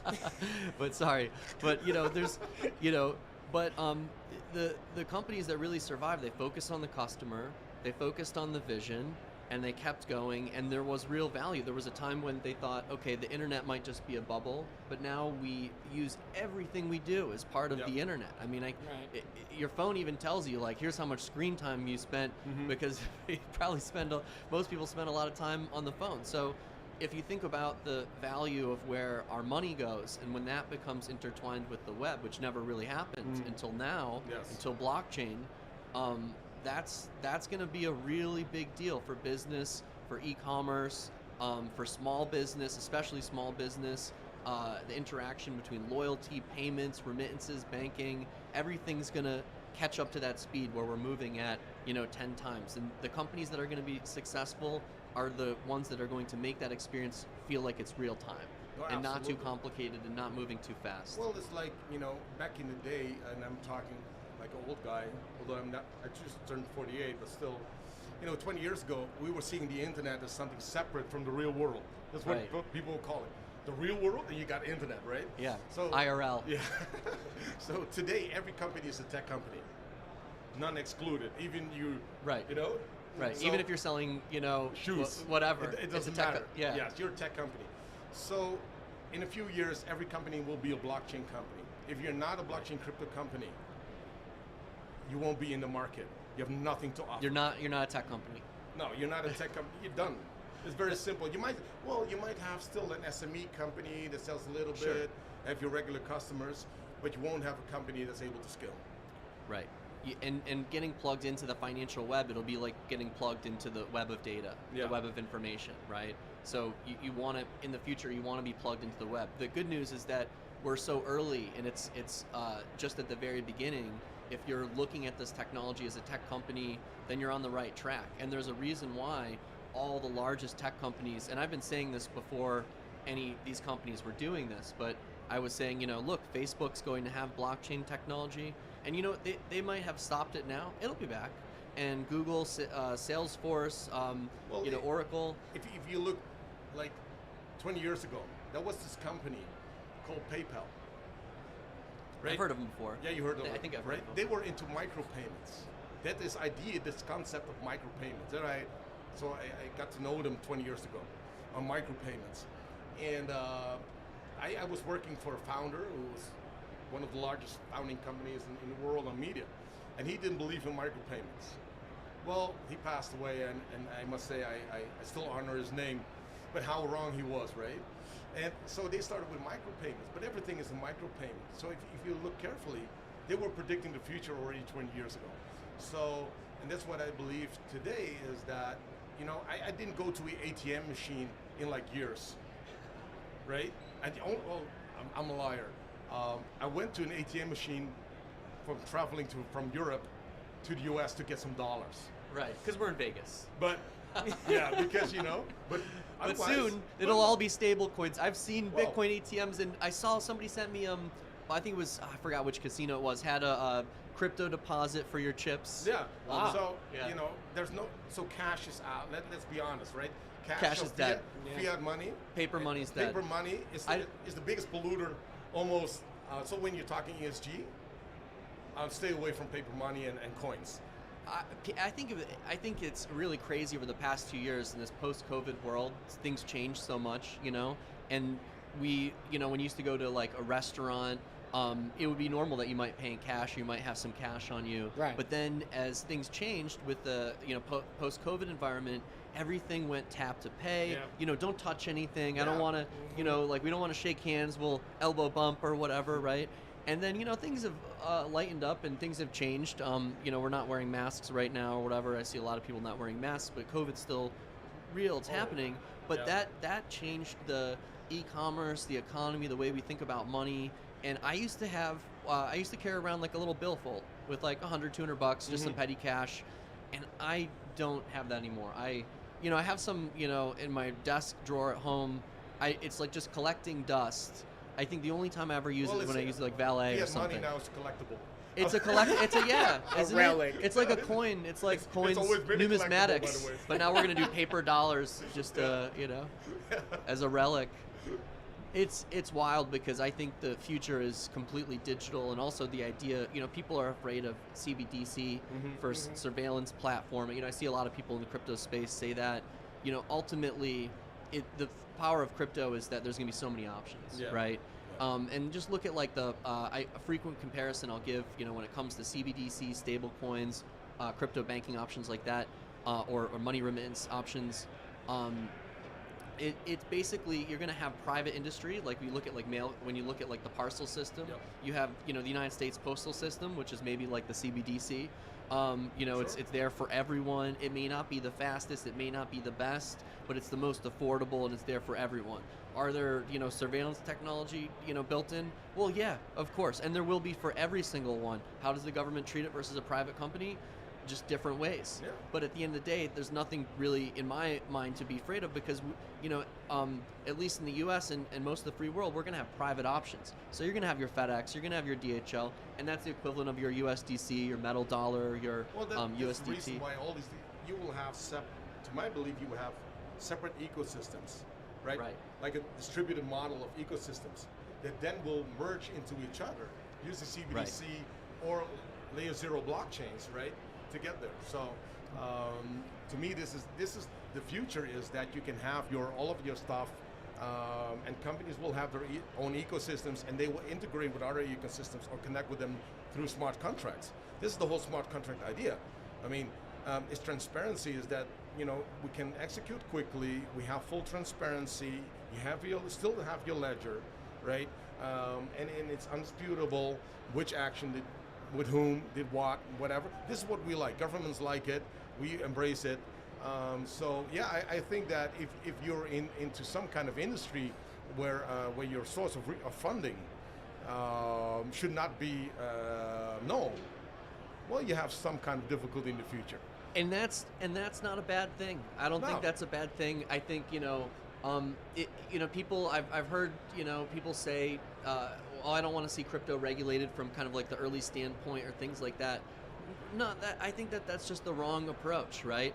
When it comes to those types of issues, I think about the MetalPay platform. I think about what we do for users. We make it simple. Mm-hmm. And if I'm going to onboard, give my my grandmother or grandfather a Bitcoin, I want them to have a platform that they feel safe with, that they can trust. If they don't have to worry about getting hacked, losing their crypto, we can get them back in. Great customer service and support.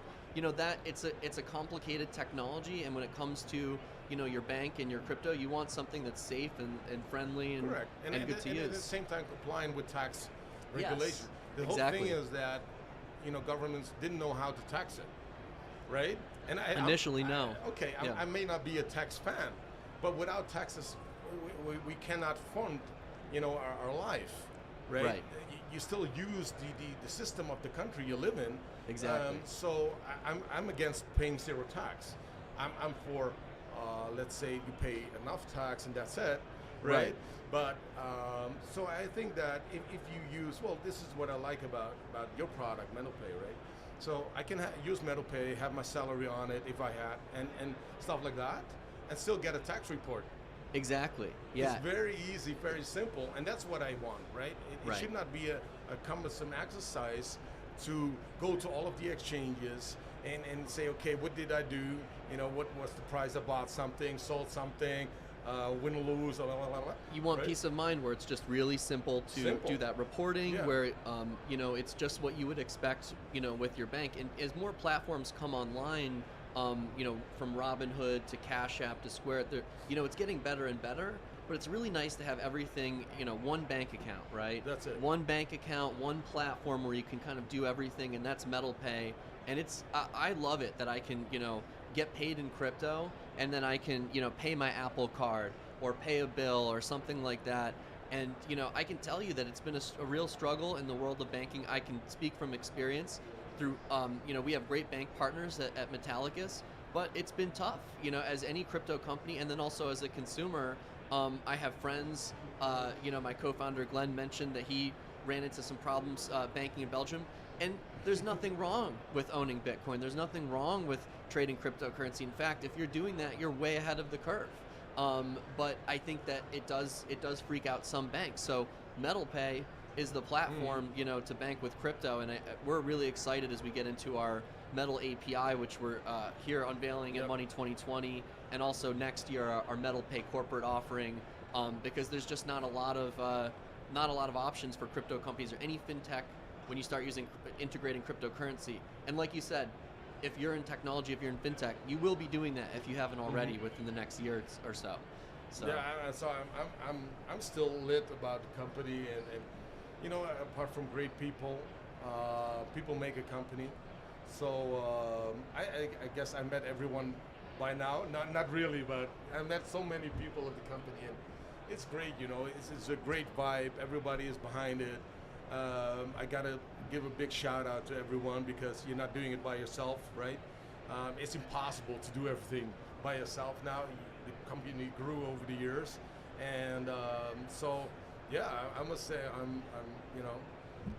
I even put it out that I said, well, Metallicus to me is like the company to look at. Not only from an investment point of view, but if you're a startup company, scale-up company, even a grown company, right? Just have a look at what they're doing and how they're doing it. So, and it's just because of your consistency. You're so very consistent all the time. And to be honest, I didn't see one single time that you took money off the table for yourself, and that is, wow. To me as an investor, that is something that I say, that's how it should be. And put everything back into the company. It doesn't mean that you have to bootstrap today, right? But you did in the beginning, and that's how it should be. Yeah, I'm a big believer in prove things first, ship things, get them out there, and this is thank you for all the compliments and saying that, because we really are big believers in the vision at Metallicus of empowering people, creating a global digital financial network. And the team, we really, it feels like more than just a business, a company. It's like we're on a mission together to create a better platform. We in over how many years has the banking system existed? Yeah. When have we had this opportunity to do something like this? And I think, and that thing is to give everyone access to merge the internet and banking and fintech together. And really, it's been a long road to get here, but I feel that blockchain is that connective tissue that connects everything. And so it's just an honor to be here with you on the podcast, and Eric as the host. No, It's an honor being on here, honestly. That's awesome. That's awesome. I just wanted to just sit here and just watch you two talk. It was amazing. Awesome. I got one last question, and we talked about this a little bit more so early on. You mentioned, Marshall, about certain banking sectors being afraid of crypto, and then what you mentioned earlier, Brian, was about learning and education. Why is education so important? Education is important because it takes away fear. The thing is that the human, by nature, has known fear for as long as we exist, right? Even as a prehistorical animal, we were controlled by adrenaline and fear. So what we fear, we don't embrace. We run away from it. That makes sense, right? Yes, it does. Yes, it does. Well, it's like chasing something. If you chase something, it will run away from you. So that's a paradigm that I apply. If you want to attract something, embrace it, and not be fearful of it. So the thing is that by educating people, they get understanding. If you understand something, you lose the fear of it, right? You can start embracing it, because then you still can take your time. The whole thing is that you don't need to change now. Behavioral change is the most difficult thing to change in a human. So if you take the time, learn about it, listen, right? Try to judge less, right? And learn more. And then you elevate your consciousness and your own level of understanding. And by doing that, you lose the fear of something that's called crypto. I don't like unicorns. Okay. I like billion-dollar companies. And why I say this difference is because to me a unicorn is a hyped company, and a billion-dollar company has grown to being a billion-dollar company. That's a company that will last, right? Traditional companies that are billion-dollar companies, you know them. Not because someone called them a unicorn or a decacorn or whatever corn. I don't like corn. I'm allergic to corn. So the thing is that, and so I want to see companies grow to that level of consistency where they are worth that kind of money, because whatever happens into the market, that company will not fall from being a $10 billion company to worth being nothing. Okay? So understanding, learning, even in the professional industry, this also go for people in the banking industry. right? And not just saying, ooh, crypto, I don't like it. Ooh, blockchain, I don't know it. Because that's where we are still. It's amazing, right? Still people on the executive level and decision making are not fully aware of, what they should know about the thing that's surrounding them. I'm surprised by it, right? Because, well, the first time I ran into blockchain or central ledgering or whatever is more than 10 years ago. So the first ledger project I was working with or on is 12 years ago. So in those 12 years, you got to tell me that when you're in this industry and you're still not aware or looking into the details of blockchain and crypto, that to me is like being on a road to being obsolete, right? You're a dinosaur. Yeah. So that's why I say education is so important, to feel comfortable, and to allow you time. And because time is important to adapt, to adjust, to make your own decisions. We like Dyer, right? Do your own research. Yep. Well, this is do your own research. Exactly. Right? And don't be a victim of some. Well, you can't feel a victim if you never took the time to learn and educate yourself. It's not overcoming you, it's changing. Although crypto is changing at light speed, the industry is taking it step by step. Right. I couldn't agree more. I think that when it comes to crypto, education is really key because cryptocurrency is a field that there's a term they call Web3, which is the next iteration of the web. And the Web 1 was kind of Google, or go back to the very beginning, like InfoSeek or Alta Vista or something on your Netscape browser, right? Yeah. And you search and you get some info. And then the Web 2 was kind of the social network and Facebook and the interaction, right? And the Web 3 is the financial web, where there's financial incentives tied, but then also there's this interaction, back to the Web 2, where you become part of the network, you become part of the DAO, the Decentralized Autonomous Organization, or you become part of the crypto community. And it's very different than kind of the Web 2, where you might be a user, but you definitely don't have a Discord or a Telegram with 10,000 people chanting and giving feedback, and then also participating and making DAO votes and proposals and really becoming a part of the community, the technology through the community. So I think when it comes to education with crypto, it's also interesting because now I believe through cryptocurrency you're watching the younger generation and really a lot of people kind of first start to really experiment with money and research the history of money and start to ask those questions. Where does money come from? How is it created? How is it destroyed? And through Bitcoin, people looked at that and kind of, and I was just having this conversation. First started with this idea of digital cash, and then that evolved into kind of like a digital savings account. Yep. So each cryptocurrency having different utilities, different values, stable coins, public and private. Learning about this stuff is one of the most valuable things that I think you can do in finance right now, because this space and I've been involved for over a decade, watching this space grow, where this space will be in 5 to 10 years from now. Like you said, you won't be a tech company if you don't have it integrated. And so learning about this technology is invaluable. And I frequently say when people ask me, what coin should I look at, or which investment? And I say, the best investment you can make is in yourself and your education around this space, learning how to code, learning how blockchain works, the technology works. It's invaluable. And even at the most simple level, just learning about DeFi and learning about this technology, using the MetalPay app, using the Proton loan and DEX, and we're trying to make this easier and easier while empowering the user, where you don't give up your funds, you don't put your financial decisions in one person's hands, but it's about the algorithms and the programmatic systems that are open source, and not and also I want to add on that note, the responsible innovation, not the irresponsible innovation, not the I think it's very cool, algorithmic stablecoins, all that stuff, but I want to see an experiment label there, right? Yep. And with the other stablecoins that are backed in a bank, then we should know who the bank is. We should be able to see audits and things like that. So I'm a big believer in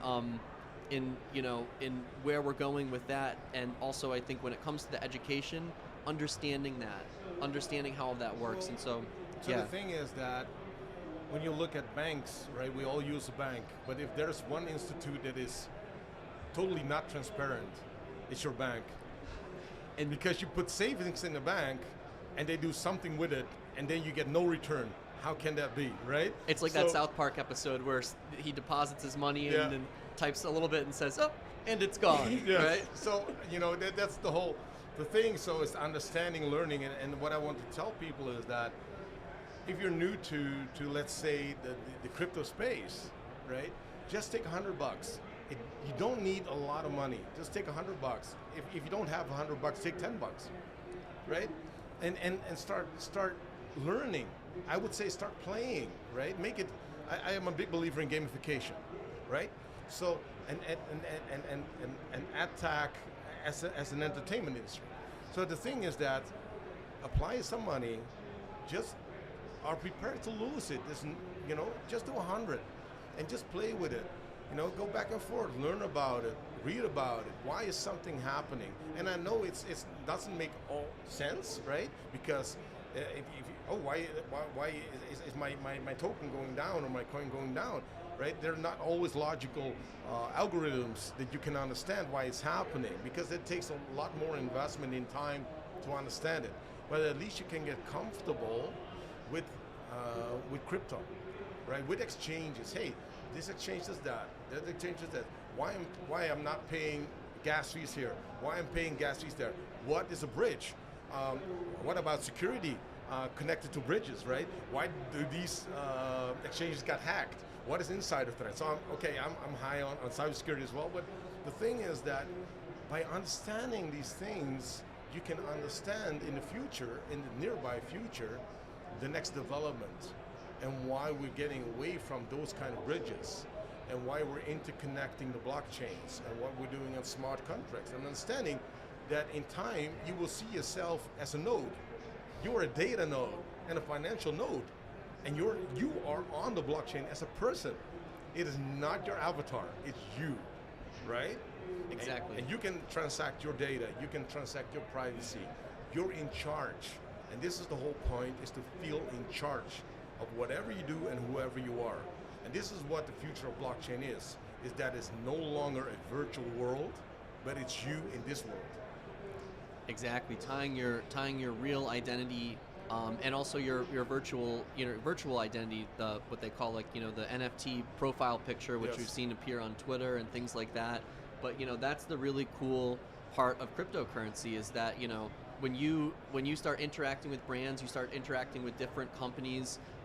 You may earn loyalty, or you may have some identity that's with a certain sports team or a certain brand or company that you like.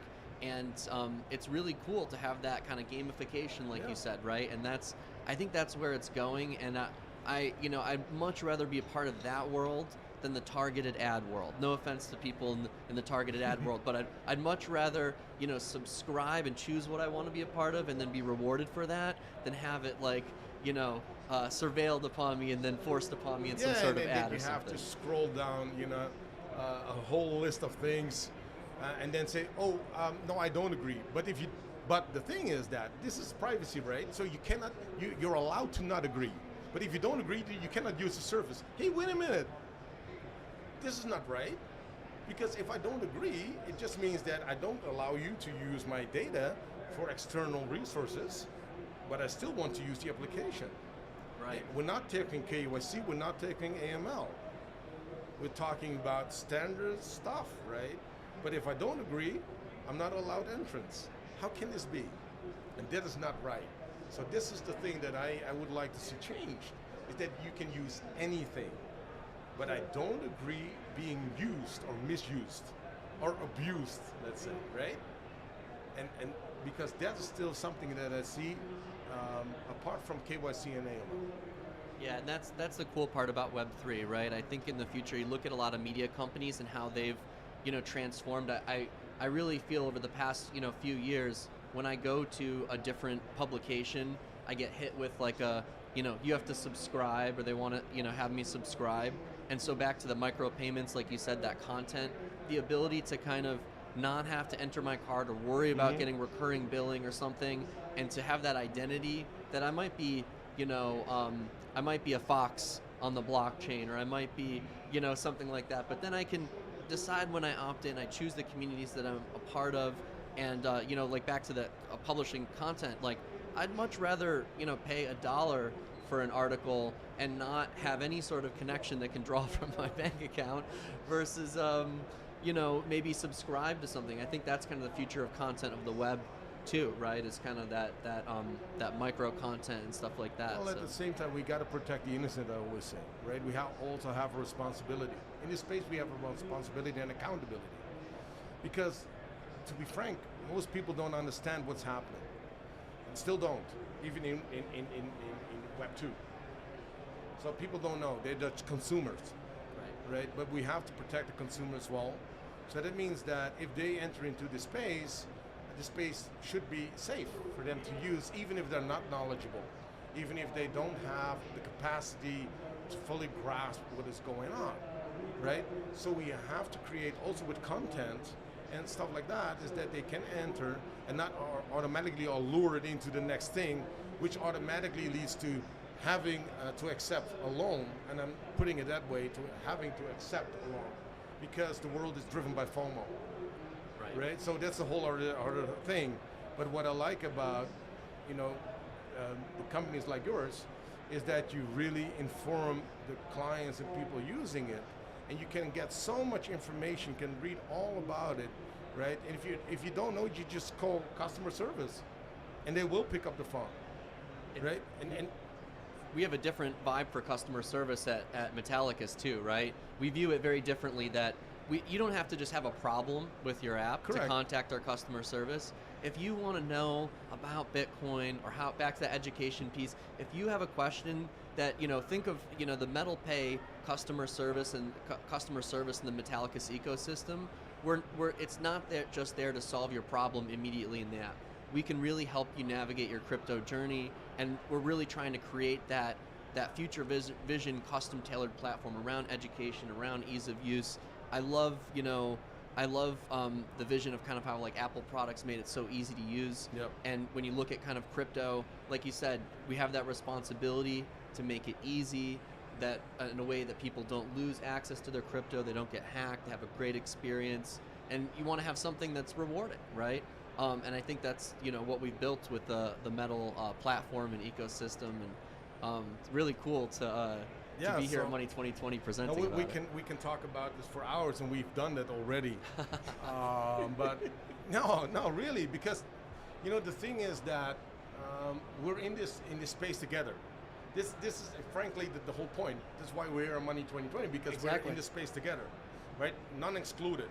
And that's why you need to talk to each other and exchange ideas and visions and how you look at things and experience.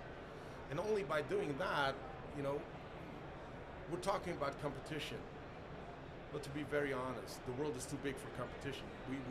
We connect with each other, we work together, even if it though may seem that we're really competing, but there's enough space for everyone. And it's good. So certain competition is good to improve what you're doing, right? You want to be the best, and being the best is good. I don't like when people say, well, we should be more woke. Yeah, you should be awake, right? That's my point of view, right? So This was awesome. Any final thoughts? I always end a lot of streams and podcasts with this, going back to the education piece. If you're interested in cryptocurrency, if you're interested in blockchain tech, download the MetalPay app. Come and go to metalpay.com, check it out, and be curious. Investigate, look around, research this space, and see what's going on. It's still very, very early, and the most valuable, most rewarding thing you can do when it comes to, I guess, investing into cryptocurrency and looking at the space is the research. Even if you're not buying crypto assets, even if you're not trading or anything like that, I always tell people to play and have fun and experience the space. And like Brian said, buy $20 of Bitcoin or Dogecoin or Proton, withdraw it out of the app, play around, just have an experience, because that's going to be the best investment you can make, is in yourself, that knowledge, the research, and very quickly you'll discover all types of opportunities and cool technology in cryptocurrency that can empower your small business, can even turn into hobbies for artists to make NFTs. All types of really cool things are happening. Just play, learn. That's my final piece. I have nothing to add to that. Yeah. Beautiful. A lot of things have been said. So, ladies and gentlemen, that was Marshall Hayner and Sir Brian Lewinning. Thank you so much for being on the show today. That was awesome. I really just wanted to just stay here and just listen the entire time. But we got a lot more coming up for Metallicus Live at Blockchain Beach. As I mentioned, we are at booth 1737. Drop by, swing by. Like I said earlier, we do have a swing, and it will still be here. We are going to be live for the rest of the today, tomorrow, and Wednesday, either at Money2020 here at the Venetian Expo or at Metallicus.com/Money2020. My name is Eric Lyons, and stay tuned at 2:30. We are going to talk with the Director of Business Solutions, Neil Chopra. Thank y'all, and we'll see y'all later. Awesome. Thank you so much. That was amazing, guys. Great, Eric. Thank you, Brian. Amazing Thank job. you, man. Amazing. Great. This is great. Oh. A lot of fun. It's a lot of fun. Did we kill it? We killed it. Oh, y'all killed No, it. I mean, Yeah. the recording. Very close in person. Okay. Oh, okay. yeah.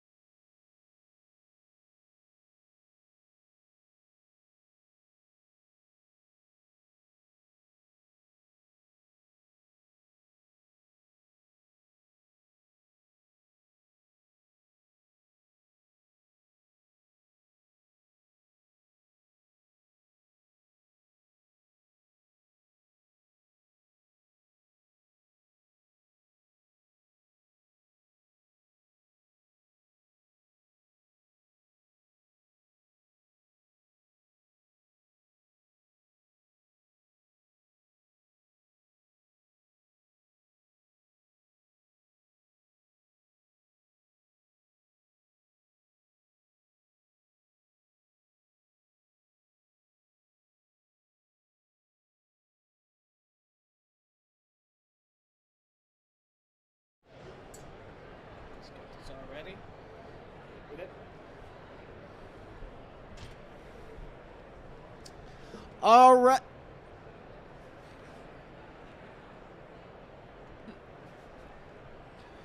All right, and we're back. I apologize for the technical difficulties on my part, but we are at Metallicus Live at Blockchain Beach.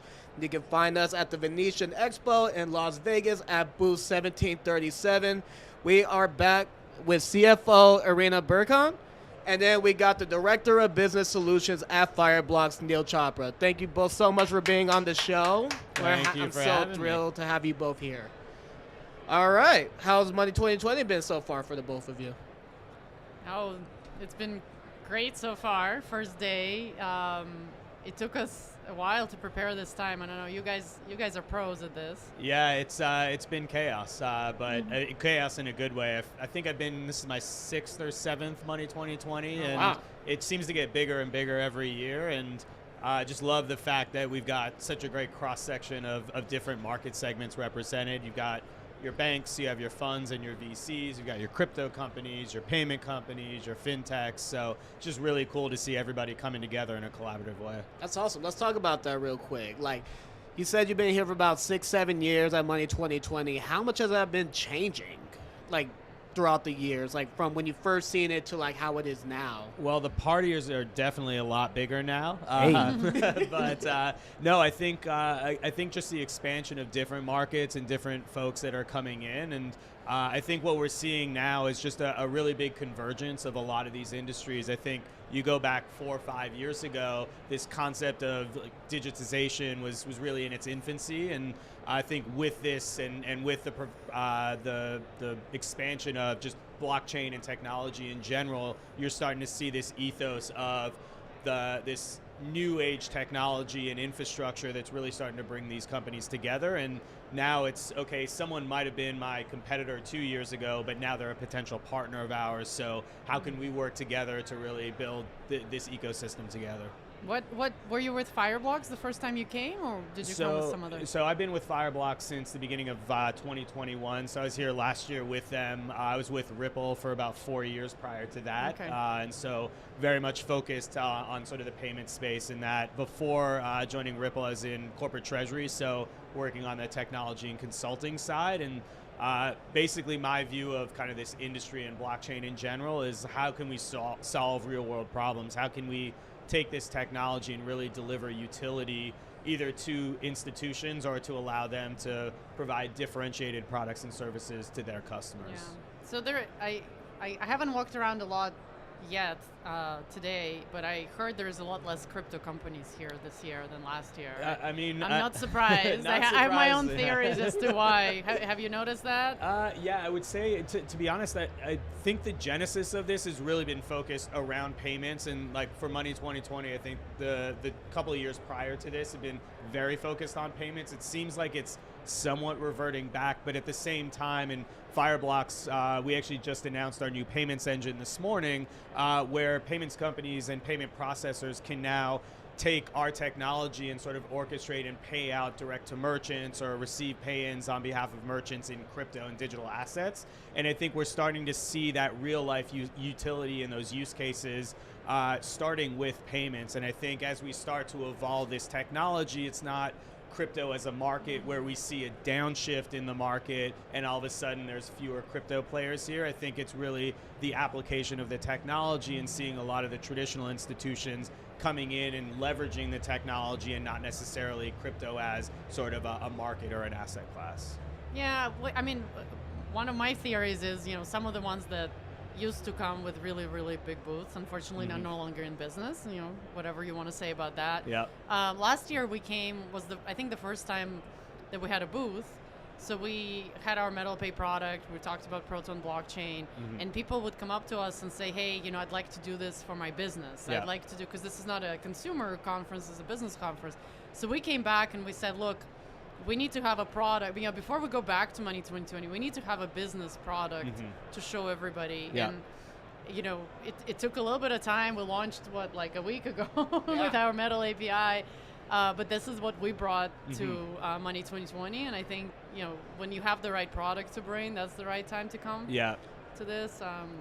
Completely agree, and I think that B2B2C play is really the core, right? Because you can own the customer experience, but then the cost of customer acquisition and all of that is obviously quite high. And so if you can deliver a technology or an infrastructure that allows other B2C players to tap into you, I think that's really where the value is, and how as an institution you can really scale. So love to see what you guys are doing out there in the market as well. I mean, for us, I guess that's our motto, or it's on some t-shirts that says, we tested it on consumers and now we can give it to businesses. There you go. Because That's the how you gotta do consumers it. love it.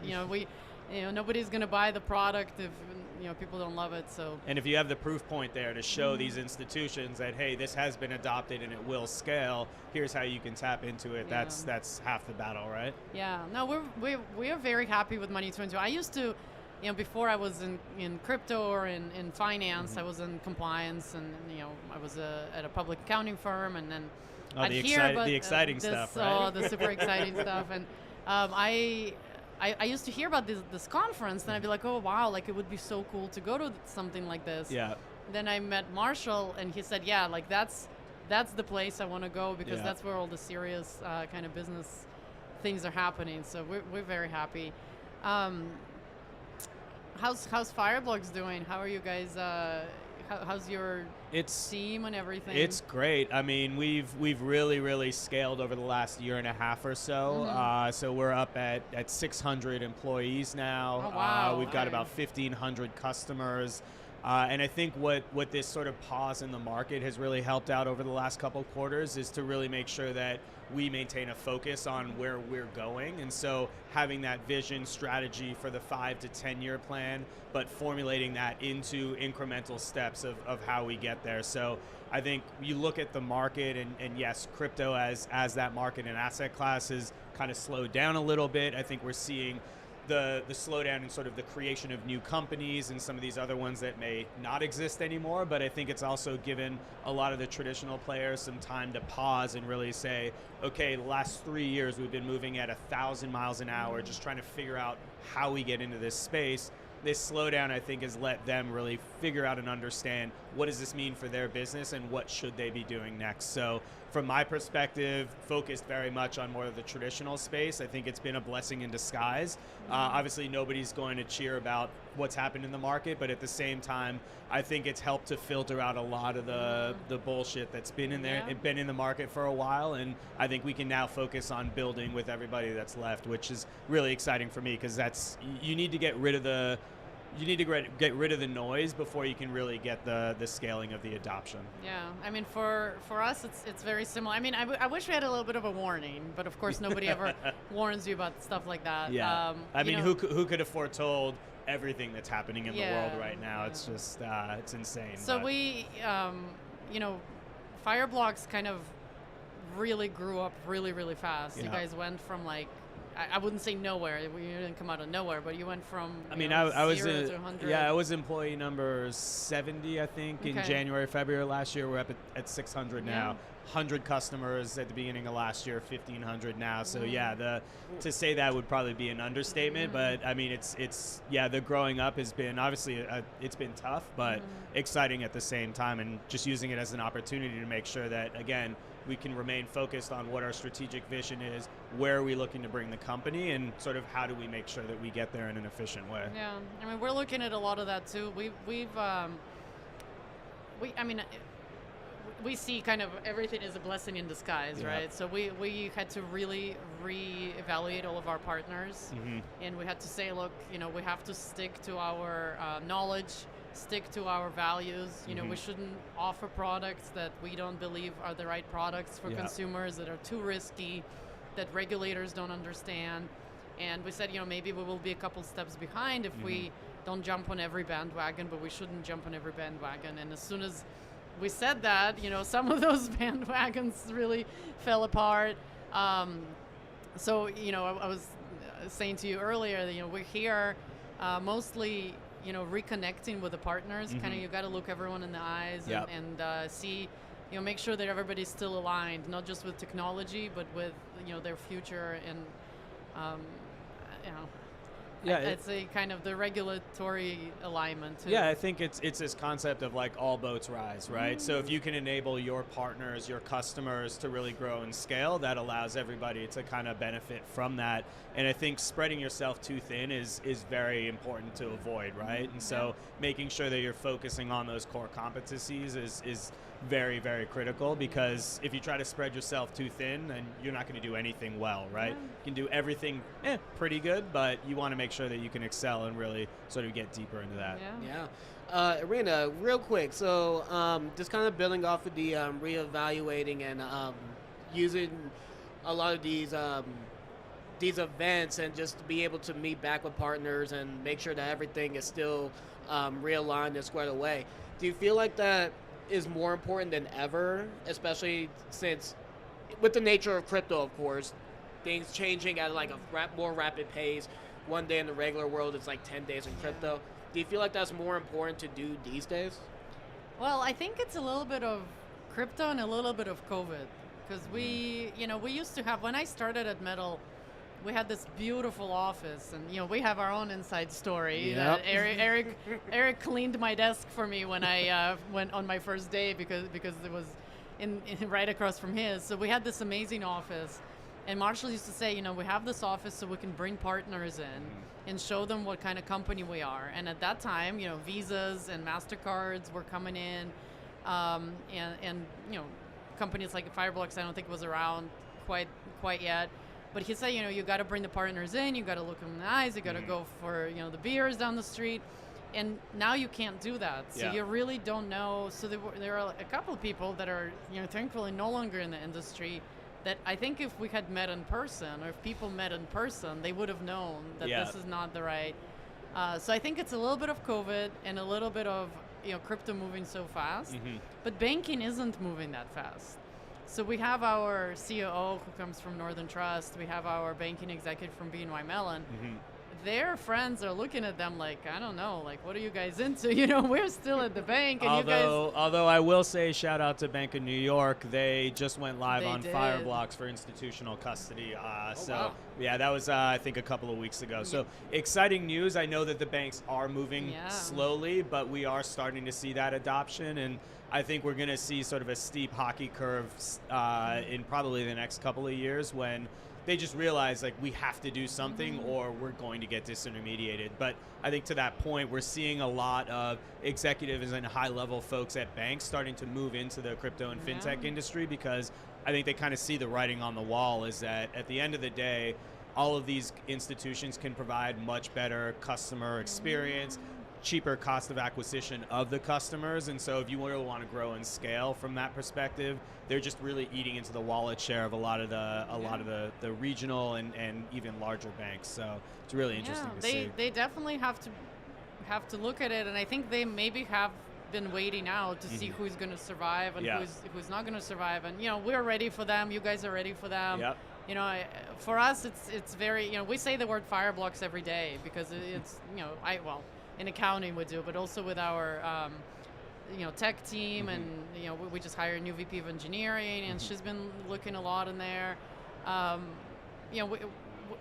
We're happy with the partnerships that also bring on BNY Mellon, right? Yeah. We want to be at the place where BNY Mellon thought was good enough for them. Yeah. Once we have our bank, and it'll be the same story. It's funny. I always kind of look when I go in and I say to an institution, well, if we've onboarded with Bank of New York Mellon, gone through their vendor onboarding and due diligence, what are you going to be able to find, right? So it's a really interesting sort of dynamic to see. Even back in 2018, 2017, when I was at Ripple, would go into these banks and they would say, don't talk to us about crypto, don't talk about XRP, just tell me how this is going to make my payments offering better, faster, cheaper. Those same banks are now saying, hey, what do we do with crypto? How do we build on blockchain? So it's been a complete 180 even in the last 2-3 years of these institutions really now starting to figure it out, building these crypto teams.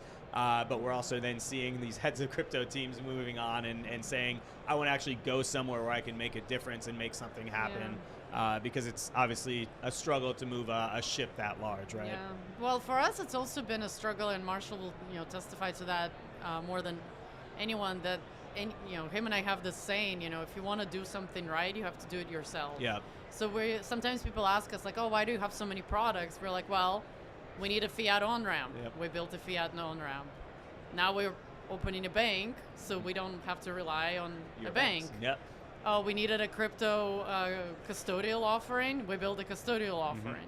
Now we needed a non-custodial offering. We'll build a blockchain. Yeah. Oh, we needed a DeFi lending protocol and a DeFi exchange. Well, there isn't one, so we had to build one. We needed a layer 0 blockchain. Well, we don't trust the ones that are out there. Yep. Things are getting hacked. Things are not working very well, so we had to build it. So it's nice to find, this is what I said, look partners in the eyes, because like, am I going to need to build this? Like, are you guys going to be around, or are you going to serve me well enough that I don't have to build this? Yeah. And there's kind of angles and Yeah, legs to the stool. it's the age-old question, right? Build by partner, and I think that consideration needs to be made for any product. And there's a lot of the, I think, traditional institutions that we've seen that even from like a wallet and custodial offering have gone down the path of looking to build it themselves, and then we'll circle back because, oh, this is a lot harder than we thought. This is not just building technology, this is building security and cybersecurity, and I think that's a whole different ballgame from building a traditional tech stack. And so I think as they start to get into it and they realize, oh, we can maybe build something for Bitcoin and potentially ETH, but we won't be able to scale beyond that, is kind of where we're seeing the circle back, because again, this concept of crypto as an asset class and as a market, but if you now want to issue a bond on chain, if you want to take a carbon credit and manage it over blockchain, if you want to issue a stable coin, that's a whole different ballgame, a whole different tech stack that even if you build something or partner with somebody, you need to make sure that that partner will allow you to scale across all of these different use cases as the market evolves. And what I like to say is we're kind of future-proofing and building for a lot of the traditional institutions because we're working with Web3, we're working with gaming and payments, so all of these sort of products and offerings that we're building today are going to be there for the traditional institutions if and when they start to kind of play more directly. So do you think someone like BNY Mellon is going to be okay outsourcing some of their crypto stuff or partnering, or are they going to try to bring a lot of that in-house? Well, so they're managing our technology stack to be able to custody the assets on behalf of their clients, and they're kind of holding that with their own private keys that are managed through the Fireblocks technology. So they've effectively partnered with us to be able to deliver that technology stack that's now integrated directly into their core as well. And so again, it's one thing to kind of build that integration and build the functionality within the core. It's another thing to be able to manage the private keys and the wallets associated with the on-chain interactions, and that's really where we play in that space to abstract the complexity away of interacting with the blockchain. That stuff is hard to build. Exactly. I gotta say, exactly it's not like you can just walk off the street. Everyone thinks they can do everything. Everybody wants to do everything, right? That's the problem. So that's why I love the focus that you guys have. Is we know what we want to do, we know what we want to do well, and we're going to focus on that. Yeah, I saw this meme or whatever saying, oh, why are bridge hacks happening?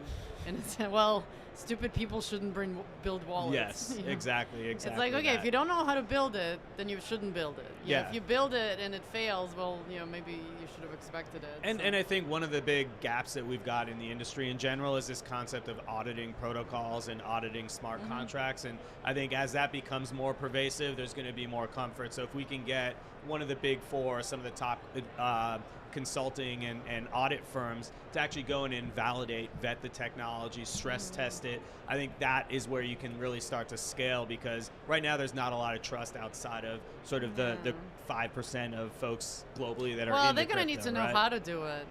That's just saying. That's the other we thing. have our blockchain devs, they can run circles around any consultant. Yeah. You guys have the same thing, with the encryptions of keys. Yeah. Who's going to, test that kind of stuff? So it's interesting to me when we talk about our head of blockchain and our CTO, we're like, oh, did you guys get an audit done? And he's By like, who? okay, sure. Yeah, we'll get an audit done. And then, and then what, right? Yeah. So it's kind of like business development and marketing, right? Who's going to do better than what you already have? It's the audit, it's the compliance, it's the regulation. Who knows when the hell we're going to get any of that, but hopefully soon, because I think that's stifling adoption as well. So it's an interesting landscape that we're living in right now, and hopefully we get some more clarity in the next year or so, but I think that's anyone's guess at this point. So, are you guys, like, when you look at your hiring plan, are you hiring devs? Like, what's your... Yeah, like, I know you guys acquire companies, you know. Yeah, related to the payments announcement from earlier today, we did an acquisition of First Digital earlier this year, who really drove the development of our payments engine. And then from a hiring perspective, it is very focused on sort of the engineering and R&D side of the house to make sure that we can continue to build and scale our product set and offering. And then obviously on the go-to-market side, as we start to expand all these different market segments and verticals, making sure that we're bringing folks in who can speak to the business models, the opportunities that are out there for these institutions as they get into the crypto and blockchain space. That's awesome. Yeah, I know that company. I knew them before you guys acquired. Yeah. So it was cool when you. I think everybody knows Goldie, so. Yeah. So I'm an LP at a fund that was looking into that company before. Nice. So I was like, oh, cool, Fireblocks. Yeah. Acquired them. Good. No, it's really interesting. I think even on the LP side, there's a lot of really interesting opportunities out there with the market the way it is from an investment and an M&A perspective. So curious to see sort of how that evolves over the next couple of months, because I think the last 2 quarters have been very standoffish, but I think we're going to start to see maybe some of that accelerating. Well, which is the invest, cool.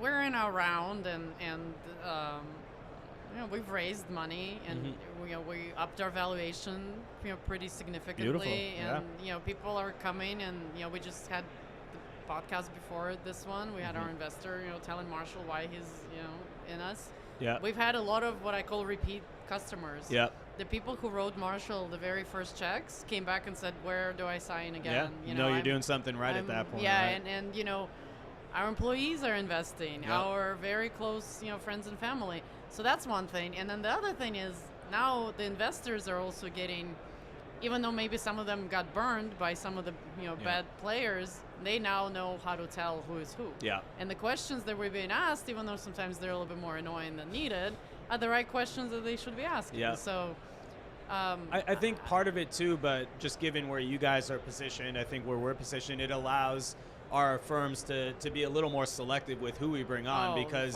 the pie is now smaller for all of these investors, because obviously they want to make sure that they're investing in the right companies. And if they identify them, I think that gives an opportunity to you to say, well, no, this is the profile of investor we're looking at to help us get to the next stage of growth and partner more than just an investor. I definitely like seeing that and saying that, and as a CFO, I like to say no. No, we don't. I wouldn't say we say no, but we definitely look at who would be the best. Not just a check to us, because we'll take the check, whatever. It's your compliance background that where you like to say no, right? Yeah.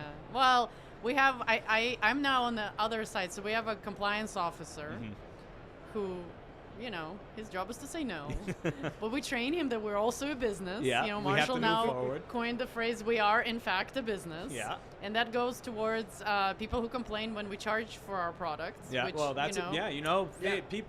You don't realize, people need to make money to continue to build, right? I mean, Eric and I live on, love and air, but sometimes we like to eat something, once in a while.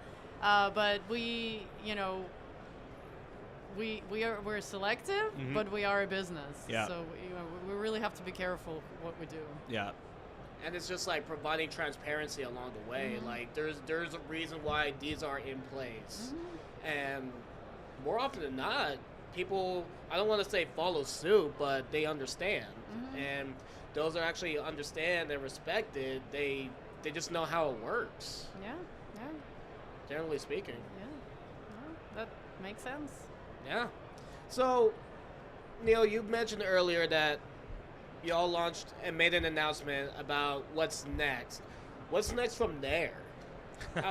Does that make sense? Yeah. No, I can definitely shed a little bit of light there. So, I mean, personally, again, I'm very focused on sort of the traditional space and a lot of the funds, banks, and asset managers. And I think for me, tokenization is very much top of mind. So bringing real world assets on chain. And I think we're starting to see some real world use cases, very simply put, stable coins. So the tokenization of fiat is sort of the baseline there, but bond issuance on chain, looking at carbon credits, bringing them on chain. I think there's a lot of different applications, again, of the technology, and I think what we're seeing is these institutions really starting to buy into it. And it's not only the banks, but it's also the asset managers, it's also the exchanges. I think some really, really interesting news from a couple of weeks ago, KKR and Securitize partnering to tokenize a KKR fund, which I think if you think about access to private funds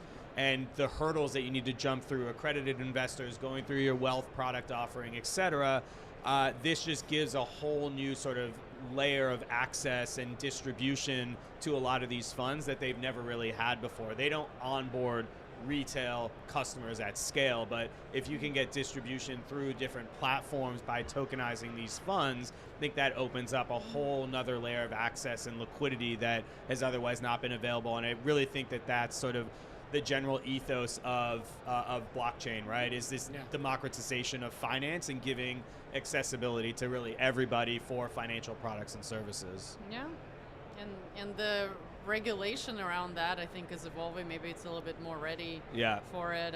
I think some countries more than others. Yeah, not going to name names, but exactly. I think so. You look at Germany and Switzerland; they actually have regulations in place and a process for an issuer to actually issue an asset on chain and distribute it and custody it. Obviously, we don't have that here in the U.S., but I think there's a handful of countries globally that are really exploring and understanding what this is. Central banks setting up sandboxes for banks and other institutions as well. So I think it's going to be generally evolving over the next couple of years. But what I'm concerned about is sort of this fragmented regulation geo by geo, because we're a global economy already, right? We're seeing that in the world today with all the macro stuff that's going on. And if you have different regulators looking at crypto and blockchain products in different ways, it's going to stifle the global adoption. So I think that's something that we're going to have to get over. How that happens, anyone's guess. But well, I think also there is a lot of education still to be done. Yeah. Because we, as we saw with stable coins, what is a stable coin? And a lot of people really misunderstand. Yeah. And, unfortunately got hurt by that. But, even people who are in the industry, there's still a lot of misunderstanding of what crypto means, what blockchain means, what's a stable coin.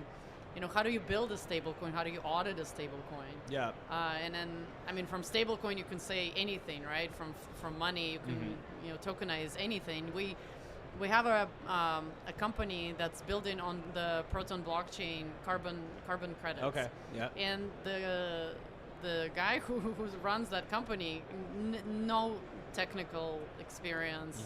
He is, he's the guy who produces the offsets. Yep. And then he kind of saw, he's like, look, the industry is so unregulated that I needed to be on chain, and he understood what that means, to bring regulation to my industry. Yeah. So using blockchain, using tools to bring regulation to other industries, including financial services, you know, KYC on chain. We talked to digital identity. Digital identity. Like that, tracking different things through blockchain, carbon credits. He said like some of these guys are writing them by hand on a napkin. Oh, the carbon markets are absolutely insane, and everything I've read up on them about like the last year or so, it's just ripe for disruption. And the thing that I love about that market is because there isn't legacy infrastructure in place to displace, it's just bringing this new technology to the market. And so I think we're working on like 5 to 10 different carbon projects globally, and I think next year we're going to start to see that increase exponentially. So exciting, because I think there's so many different applications for blockchain. Do we need it for private equity or for public equity markets? No, I don't think so. Like, they're efficient enough as is. But if you look at some of these other more nascent markets, that there's a lot of opportunity for disruption, and that's kind of where I'm focused on, especially as we sort of go into next year and see all these institutions trying to figure out exactly how does this play with their existing operations, their existing technology stacks. And I think something really interesting I've heard over the last couple of weeks is we know regulation's not there, but we can't wait for regulation to start. We need to do that now so that we can flip the switch once we get the green light. Otherwise, we're 2-3 years late and have to play catch up. Yeah, well, I mean, chicken or the egg Yeah, problem, exactly. right? It's, but we'll build it. We keep building. Yeah. It's gonna, whether we launch it and how we launch it, that's gonna matter. But Oh, that's awesome. I mean, I'm glad we're here. I gotta walk around, come You gotta, see you guys. And gotta grab some swag. Hopefully, there's some I have a hoodies or lot of- sweaters somewhere because it's freezing in Vegas. You knew that happened. Yeah, we had some. I skied in my Fireblocks sweater once. Nice.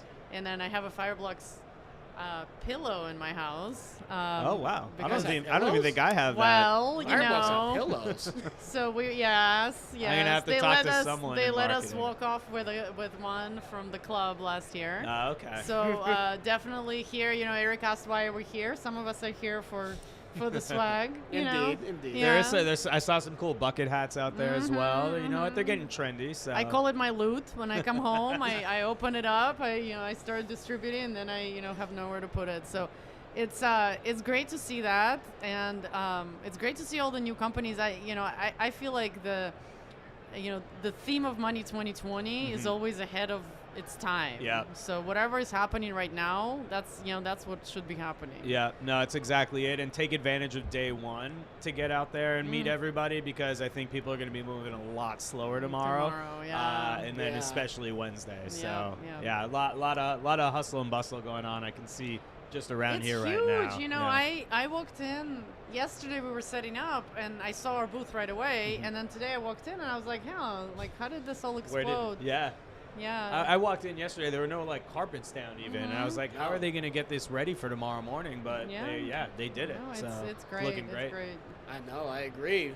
It's kind of like how Rogue wasn't built in a day. Like, I was here yesterday, and I thought the same thing, and that's why I kept getting lost trying to find our stand. So, We all made it though. we all made it, and we're here, and we just had the most awesome conversation. So I want to thank both Arena and Neil for taking the time to hop on Metallicus Live at Blockchain Beach. Thank you Thank very you so much. much. Appreciate it. Thank you. Great to Thanks be for here. coming. Hey, it was great to have you guys here. All right, so we got one last segment a little later at 3:15 p.m. Pacific Standard Time, where we're going to have a dialogue with the founder and CEO of Nate, named Albert Saniger. Not Nate, but that's the name of the company. But in the meantime, you can stay tuned by following, going to the Blockchain Beach booth at booth 1737, or stay tuned via YouTube or metallicus.com/money2020. My name is Eric Lyons, and I will see y'all a little later. Thanks. Thank you.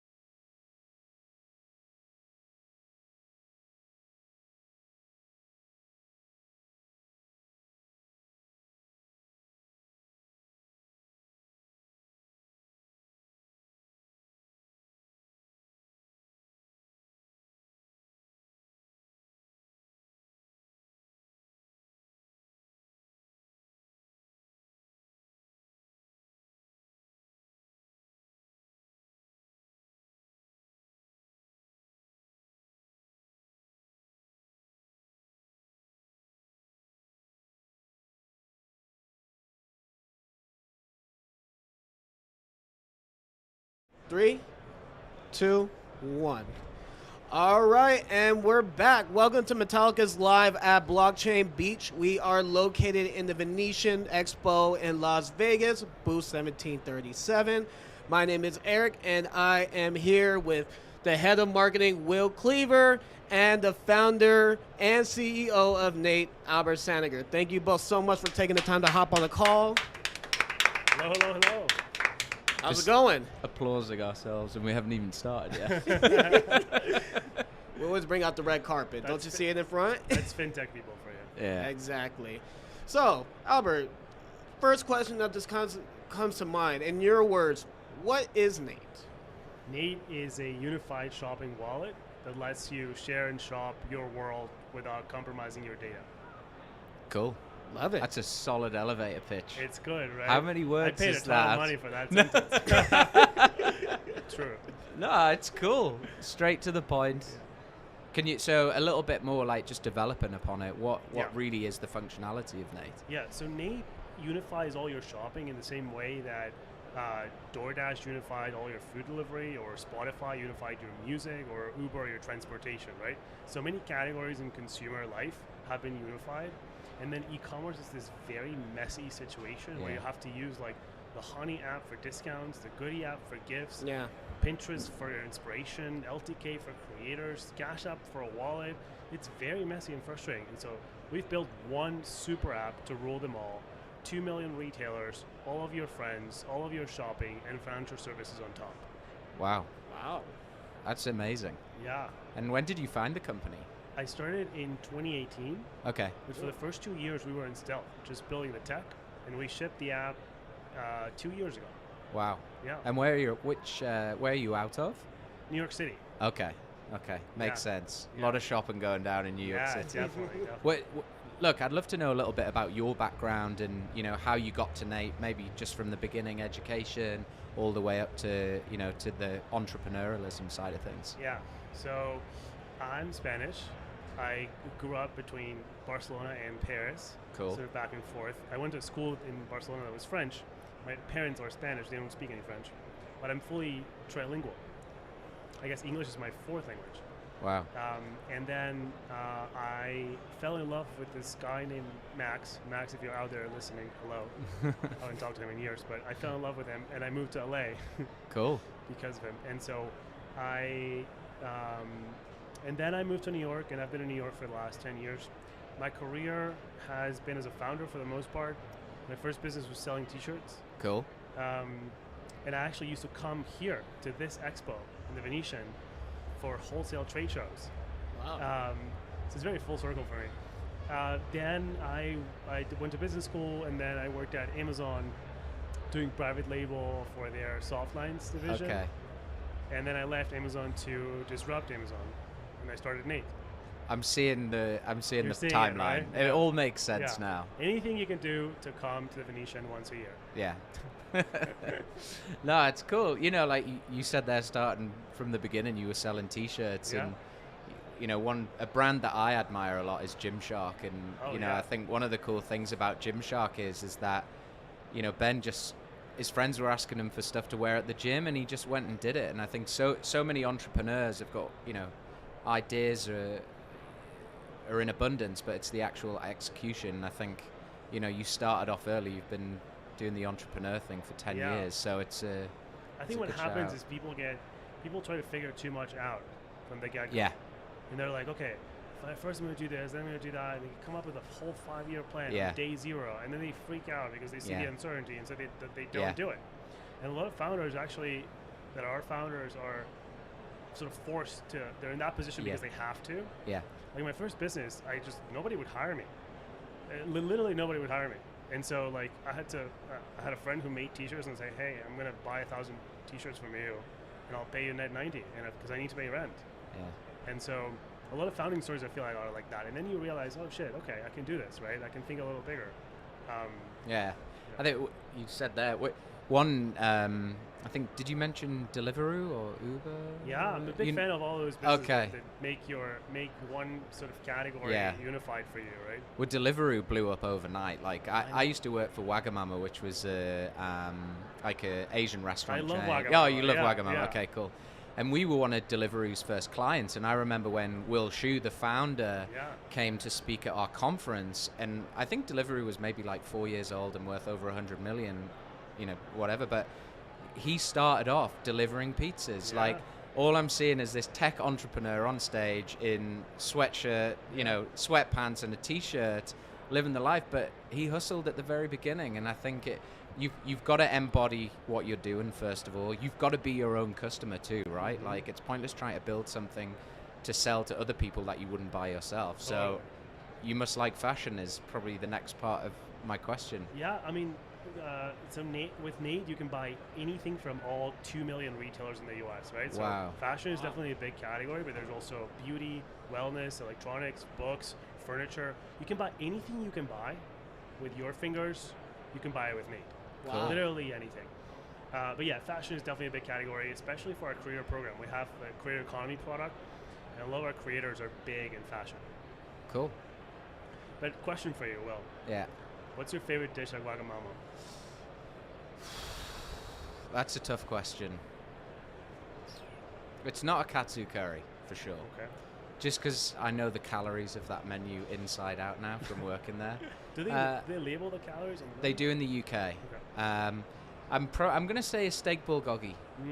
It's got a good amount of protein, not too heavy on the carbs, tasty and fast as well. Yes, I like that. Yeah, Wagamama's amazing. Like, really I know we're going slightly off piste here, but one thing that they did really well as a brand was that they kind of took this like global concept, but every market that we went into, we always thought about the people that lived in that immediate vicinity and how you could serve them. So whether it was supporting, local sports teams, or whether it was providing food to like a local homeless shelter, and they really immersed themselves into those communities. And I think that's what's really cool about seeing like big global brands take a focus on, not just the mass market at hand, but like how they can really help individuals and groups of people.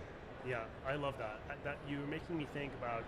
So we're only live in the US right now. Yeah. And during the month of June, which was Pride Month, we did this campaign called the Nate True Colors campaign, which had like a bunch of different shopping lists, one per color of the rainbow, that was created by a creator that was either gay or lesbian or bi or trans or non-conforming.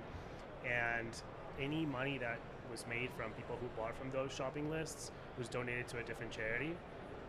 So it was one charity per color of the rainbow. Wow. And I always think about how can we do cool campaigns that actually, if we're going to spend some money, how do we help a bunch of other people in the process, right? Yeah. And for the most part, I've only thought of it as like global issues. But because we're only live in the US, but now I'm thinking your idea of like thinking about what's going on in that market. Yeah. And making our go-to-market sort of specific to that, right? For sure. And one thing that I think is really important about that, and especially as brands go big on their marketing campaigns, is like sensitivity as well, because consumers now are so smart.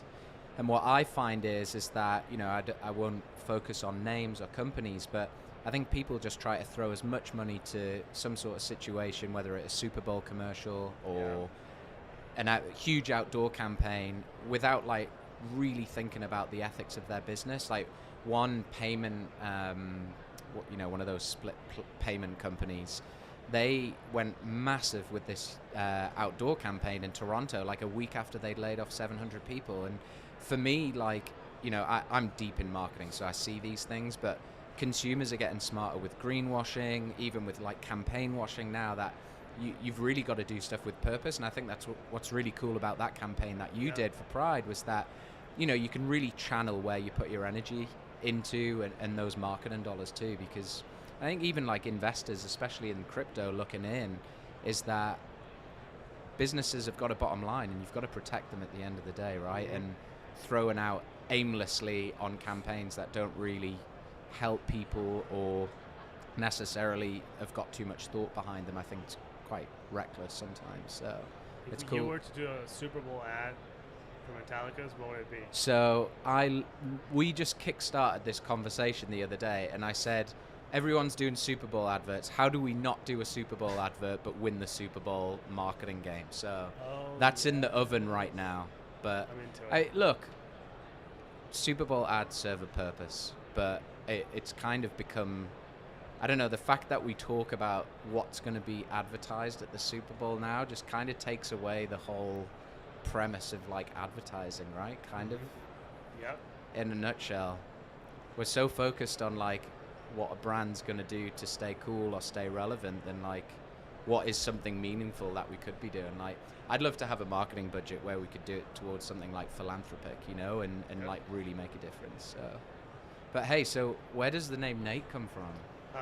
All right, so Nate is this sort of agent that lives in the cloud that does things for you, right? So sure, it's an app and it's a company, but it's a micro assistant of sorts, right? When you buy something with Nate, we don't have a direct integration with that retailer. Nate goes to our website behind the scene on our servers and places the order on your behalf. So we wanted to personify it for sure, because so people understood that this wasn't like some sort of like deal with a retailer that we were in cahoots with. Like, our business model is purely consumer, but we don't sell anything to retailers, right? And so we wanted to make sure consumers understood, hey, this is a third-party entity that lives in the cloud and you can actually trust, and build a brand around privacy and trust. And then we realized that there are a bunch of sort of assistants out there that have names with associations to the word woman. First of all, assistants don't have gender, right? Like, these are like machines with code. But the association is just like reinforcing the warmth competence trap for women. And it happens in like doctors versus nurses. It happens in so many fields, right? So we wanted to tilt the scale a bit and find a really cool name. It's cool. That, you know, and so that was a bit of the reasoning. It ended up being a play on the words native commerce that is native, native Nate. And then Nate Inc. was available in Delaware, so we just incorporated it. It just made sense. It's like the stars are aligning. Do you have Nate? Oh no, you have Nate.tech, right? Nate.tech, yeah. What's floating on Nate.com? It's a Korean, I think it's a Korean e-com place or something. I need to make some more money before I buy that domain. That, do you know what? Like, I've floated with some ideas of startups, and like, I'll come up with a brand name and like an idea for a business, and then I'll go and the domain's not available. I'm like, no, it's not meant to be. And it's like, it's such a roadblock, which is just so stupid. It really does not matter. Yeah. Like, we were on protonchain.com for a little while, and we recently got proton.org. I saw it. We'll never have proton.com because that's like a Chinese car manufacturer, but never say never. But org, we're an organization, right? We're a blockchain, so it shouldn't really be .com. So you're talking there about Nate, and that your software puts in the purchases into that retailer, right? How does the product get shipped to the end user without the retailer getting the data of your guest? All right. So we actually do not disintermediate you with the retailer. So the retailer does get your email address, your name, and your shipping information. They cannot sell that information, though. What we do is we issue a single-use virtual card for every purchase. Yeah. Because the retailer is actually able to sell the last 4 digits of your card number. Right. That's why all these hedge funds who buy credit card data have all these data points value, right? Yeah. So with the single-use card, that's how sort of we create an additional privacy layer for you. We are also merchant of record, so on your actual bank or card statement, it says Nate as opposed to Macy's or Target or whatever retailer you're buying from. Ah, okay. And then the purchase happens on our servers and not on your browser, so nobody can place a cookie on your browser saying that you bought that item. Oh, wow. It's actually the most private way of buying online today, and the retailer has no clue that you're using Nate. They think, Will bought these headphones, and like instead of buying them from his phone where he was at, he somehow moved from his phone to his computer, turned on a VPN, opened incognito browser, went to privacy.com, generated a virtual card, closed that browser, swapped the VPN, went back to the browser, ran the Honey extension, copied the coupon, closed that browser, swapped the VPN again, went back to my website and entered his first name, last name, email, shipping address, single-use virtual card, coupon, and hit buy. The retailer thinks Will really cares about privacy and discounts. Will values his time and energy and just shared it to Nate, and Nate did all the heavy lifting. Cool. It's awesome. How do you make money? So in the process of issuing that card, not only it gives you privacy, but also we are the issuer of that card, so we take the largest chunk of the interchange. Cool.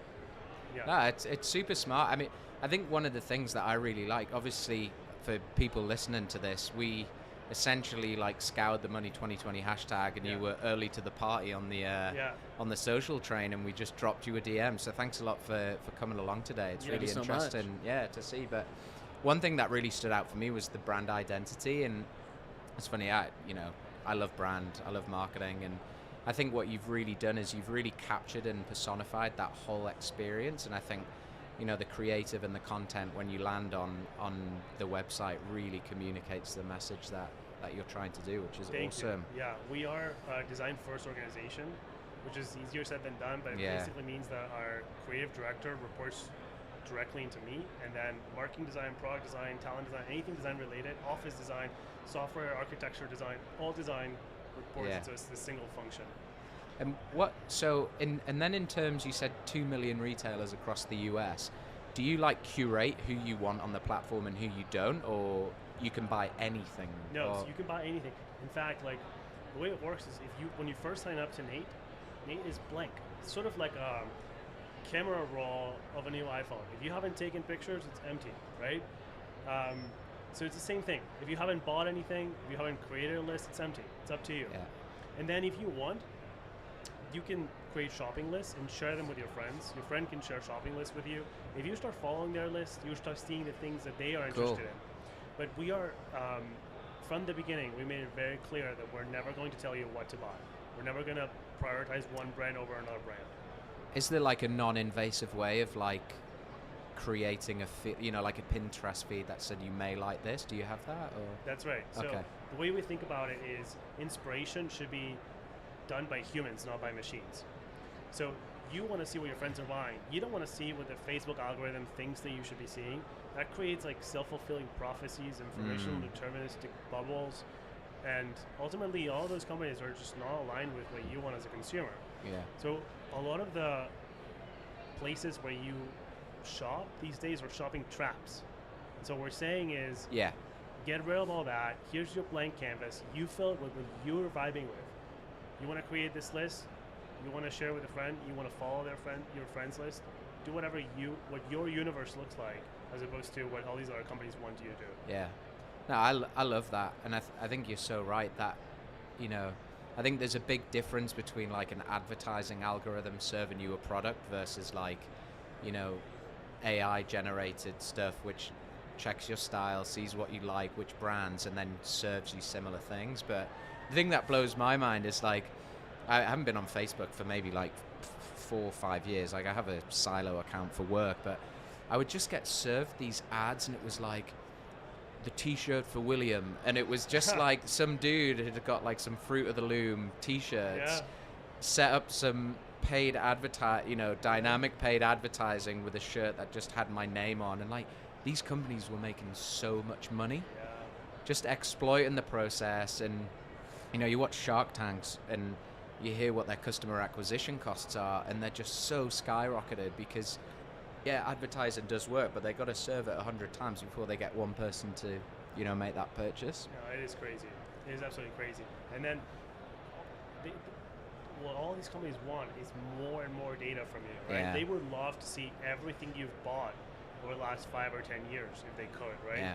But then what happens is that anything that you're served ends up being some sort of byproduct of what you've already done in the past. Yeah. So what happens if you suddenly meet someone new and then they're watching Bridgerton on Netflix and you're vibing with that hat and you're inspiration comes from the weirdest places. For sure. And you gotta embrace, for sure, go through life as opposed to live in your own algorithmic bubble that Mark Zuckerberg has decided for you. Yeah. I've actually never been on Facebook, believe that. Really? It's crazy. Why? I don't know. It started with like, I don't know what this is. Should I really do it? And then I just kept waiting, and then I read their privacy policy, and I'm like, fuck you. Yeah. And then I went to their campus, Menlo Park, for business for this trip. And then I couldn't go into the campus because I didn't have an account. What? Like, isn't that nuts? Like, the person at the front desk was like, yeah, just log in with your Facebook profile. And I'm like, I mean, this was years ago. I'm not sure if it's changed, but I can guarantee this happened. This is 2017, 26, something like that. So 2016. Wow. Yeah. And I was like, are you telling me that without a Facebook profile, I cannot enter at this office? Wow. And she was like, yeah, that's it. So then they had to create this like sort of fake profile for me that I don't even have access to. And I told her, like, please don't put my last name there. Just put my first name and choose whatever random email you have to use to get me in. But it's wild. I was in London about 2 months ago, and for the longest time at going to hotels, I don't think I've been asked for my passport. And this, the lady at the front desk was like, I want your passport to check in. And I was like, absolutely not. Yeah. Like, you cannot have my literal proof of existence. it's crazy. And they wanted to photocopy it. And honestly, like, the thing being back in the US that's so crazy is eating in restaurants and them taking your card away from the table. Yeah. Like, that is the fact that we're still doing that is completely crazy. It's nuts. So, hey, look, we are obviously a blockchain business, so we do have to talk slightly in our side of the court. But how does blockchain? Have you thought about blockchain integration for Nate? What does the future look like? Yep. What does the future look like for crypto and Nate? All right. So I think of back to the sort of my mandated life, which is making sure that we build a paradigm in the West that looks different from what's happening in the East in terms of like who owns the data that you're leaving behind, right? Like what you buy, when you buy it, and how you pay for it. And right now, we're operating within Nate in a very sort of Web 2 mindset, right? You create these accounts, like we don't sell your data. Fundamentally, our business model we don't make any money from selling your data. But I could get fired tomorrow. My board could fire me tomorrow, and they could install some rando, right?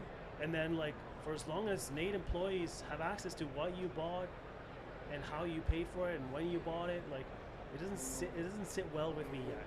And so I think over the next, of course, I'm not going anywhere for the next few years, but over the next few years, I want to make sure that the way we architect our systems is in a way that makes it where it is legitimately impossible for anyone other than you as the user to know what you're buying, when you're buying it, and how you're paying for it.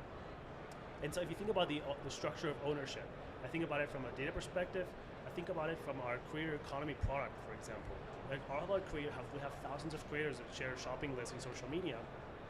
They create a shopping list on Nate and they publish on TikTok or Instagram or wherever they want. But then a bunch of other people are taking credit for that, right? So finding a way where there's a clear ownership of that curation, right? It's not just like, oh, this person just put these 10 products together in a shopping list. No, they went through this effort, and that curation means something. It should be very clear that this is the creator of this list that has put these 10 or 15 or 20 or 200 products together with a title that means something. No, for sure. I mean, blockchain can solve that. You can do a royalty. Those lists could be an NFT. That NFT gets purchased. The right people get paid off. But that's right. Yeah, I mean, look, we're massive about data as well at Metallicus. We with Proton, which is one of our flagship blockchains. We have built on-chain identity, so we obviously work with a KYC provider that one time will go through the KYC process, but then we take that data, encrypt it, keep it on the blockchain, and give you a verified check mark. So, something like that in terms of working with someone like yourself is kind of perfect, right? Because it's the same sort of principle. It's like, be that custodian, protect it, but actually the level further is that we don't actually have access to that data. We just say through our KYC provider that this is who they say they are, and that data is stored on chain. So yeah, it's an interesting time.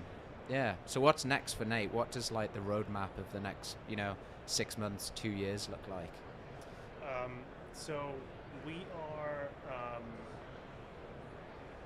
heavily investing in a payment stack that is ever more complex. So in my fantasy, okay, I have a fantasy world that I live in, any human in the world should be able to buy any item in the world using any payment method in the world. Yeah. Whether it's fiat or digital, whether it's a local payment method or a global payment method, whatever, any product in the world, even if it's sold in a different country, even if the store that sells it does not accept that payment method, Yeah. they should be able to do that in under 3 clicks in under 5 seconds. Wow. 7 billion people in the world. And so, like that's what I'm building towards. Cool. The only thing we probably can't fix is shipping. Yes. We're always going to have slow shipping. Someone will figure that. Yeah, that's not for me to figure out. It's too complicated. Yeah. That's Although, right. digital assets don't require shipping. True. Now we're excited, man. Like we're talking to a lot of different companies. We're predominantly focused within sort of financial institutions, but we're working with retail brands. We're working with, other potential future partners. But the power of blockchain is crazy, and I think what you've just described there as a vision is really, powered by blockchain, and whether that is paying with crypto or whether it's paying with stable coins that are on a chain, which I think is the direction that it's going to head. And I the same applies. Like, say you wanted to buy a gift for a family relative that lived on a different continent, like that should be so accessible. And the fact that banks can shut on the weekend and it might take 3 days for supporting a family member with a financial transaction is absolutely wild.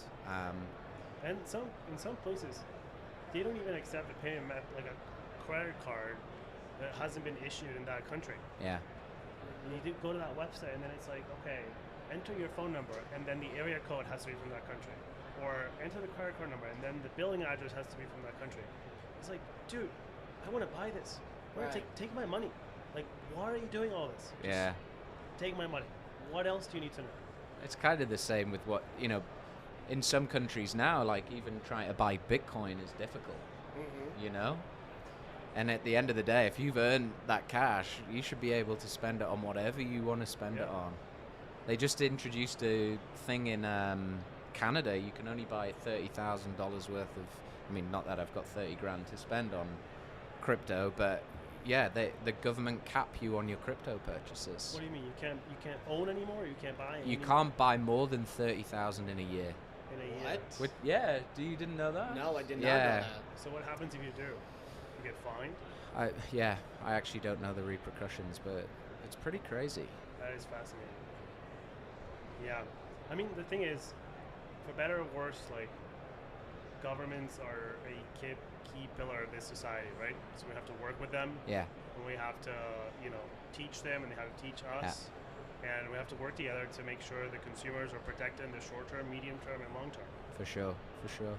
And that, that's one of the main pillars of Metallicus as well, right? Like Marshall helped advise on the 2020 Cryptocurrency Act, which was super important. And that's what got me into the company. I got into crypto about 3.5 years ago, and there was a lot of this sort of F the government, F the banks, and I didn't ever think that was sustainable. It has to be a balance between the two. So, and I guess we've got the same job to do on the data front as well. Like, governments need to know that we need to protect people's data, because it's starting to get quite out of control. Mm-hmm. Yeah, I think the government on this one will be the last one to catch up. I mean, you see some regulation happening in the European Union or the state of California, but it's like really like 10% of what should be happening. I think companies are going to figure it out before the government does. Yeah. I mean, look, I think you're right. GDPR was an amazing introduction, and I'm blessed at how easy it is to unsubscribe from an email now. Like 5 years ago, it was impossible. like to clear mailing lists, I used to use like, I think it was called unroll.me or something, and it would just get rid of everything, but it was so hard. But now, like, being able to just go and, you know, pull my data from certain places is a lot easier. But and you can see how, like, some people actually are fake compliant, and they're not actually. It's fascinating. Like, you follow all the steps they're telling you, and then like several weeks later, you're still receiving mail in your home with your address from a company that you haven't been interacting with, which means they kept selling all your shit to other people. Did you receive any emails trying to sell you Money20 data lists? Oh yeah. Oh my god. I must have got, like, no word of a lie, 5 of those a day for the last month. Oh yeah. Yeah. Sharon, Carl, Paul, and it's like block, block, block, and then Linda comes out, and the price is, it's crazy. You should bet them against each other. I mean, look. See who has the biggest list for the smallest price. Yeah, I guess Money20 have got to protect their data because the list got out somehow because everyone was trying to sell it. I think $1,500 was like the going rate, but we did. Wait, it's in the app, no? Like literally anyone with a code. Like if you buy a ticket, you get access to the app. So for $1,000, right? Well, I think what happens is I think someone buys the ticket and then they download the hack list. it, export the list into an Excel, which is what everyone just wants, really. Right. But you know, you got to follow the rules. So, I just keep thinking about all those emails because I got those same emails as well. But Albert, I got a question for you, especially regarding Nate. What challenges have you been experiencing within the 4 years of Nate's inception? So many. I mean, we would be here for hours. But I want to mention maybe like 2. Yeah, of course. 2 challenges. Please. One, the first year and a half was rough. It was rough because everybody I talked to, friends, family, potential employees, potential customers, potential investors, they thought it was crazy. Like, for real. Like, I felt alone in the world, and I just kept saying the same things over and over again. And at one point I was like, dude, like, am I the crazy one? Like, isn't this obvious to all of you? Like, what's going on? Imposter syndrome. Literally, imposter syndrome. So that was like, not one moment in time, but like months of like feeling like down. And then I realized that's part of the journey. You just gotta own it. And like, if you think the world should look a little bit different from what it's looking like today, and you believe in that, then keep going, right? And that's sort of part of the journey. And if you feel lonely, then it's on you. Like, pick a different job otherwise, right? Like, so that's the first thing, I guess. Second is the last year has been a roller coaster. I mean, you've seen what's happened with public equities, right? Specifically in like growth fintech businesses. So equity has gotten super expensive. Talent is still just as expensive. Like, a lot of people are doing layoffs, but like this isn't really like changing what employee comp expectations are. So you're living in a world where like everything's used to not be a trade-off is a trade-off. When you have both expensive equity and expensive talent, it's just like, okay, something has to give, right? Like you literally have to find insanely creative ways to get like 80% of the value with 20% of the work. Yeah. So that's been another sort of challenge for us of like rethinking about what we do when we say no to so many things, and there's so many opportunities in front of us. Yeah. And we say no to like 99% of it. We gotta stay extra focused. Yeah. Same with us. Like, you know, we had the Proton Blockchain National Park on, which Paul actually built for us for something about 3 months ago. And we're not really in the business of metaverses. And we had all these people come up to us at this conference in LA, and they were like, yo, do you build games and stuff like that? And we're like, no, but we just wanted to like sort of pay some homage to the world that we're in. But, you know, our focus is really just financial and payment systems. And we get so many people come along, and you can't handhold for everyone, right? Like, blockchain's inevitable, and people are going to have to hire their in-house developers that are able to do so and build on them. And But at the same time, there is also the fact that, we want partners and we want people to work with us and build on Proton and Metal blockchain. So we've got really good developer documentation for people if they ever want to build things, and we'll always advise and guide. But like you said, you've got to sort of stay hyper focused at that that original plan and go from there. Yeah. It's you said something earlier, and it is, if you leave from the front, there's no footprints to follow, right? That's right. And that's where the nervousness comes from, because you're just walking blind for so long, and you just got to kind of take as little wrong turns as possible. So you said it better. That's a beautiful way to end it off. I want to thank both Will and Albert for hopping on this podcast. Thank you both so much. Thank you. Thanks for having me. Should we just give a quick, who are the team members that have been listening? We want shout outs. So we have Drew, Claire, Thais, and I think Noor and Evan must be over there on the other side. Cool. You brought the whole Nate squad across. Yeah. Thanks a lot. Noor is the one who's probably stealing your coffee right now. Oh, okay. Yeah. That's fine. Be careful with that. That coffee is so powerful. Like, I had 2 cans and I've got heart palpitations that just haven't stopped for like 6 hours. I had to cut myself off about 3 hours ago. Yeah. That's going to keep you going. 1 more day of conference tomorrow. 2 more days of conference. 2 more days. Yeah. Wow. This is only day 1. I know. Coffee up. Cool. Well, speaking of that, we got 2 more days worth of Metallicus Live at Blockchain Beach. We got a full schedule up online at metallicus.com/money2020. We will be back on Tuesday and Wednesday. My name is Eric. Once again, thank you so much, Albert. This is, once again, Albert Sandiger from the founder and CEO of Nate. You can find them online. And where are you all located? New York City. New York City? Do you have a booth at Money2020? We don't. But we will see y'all all around. We'll see you Ground team. Thank you so much. And that's it for today. All we'll right. see y'all tomorrow and Wednesday.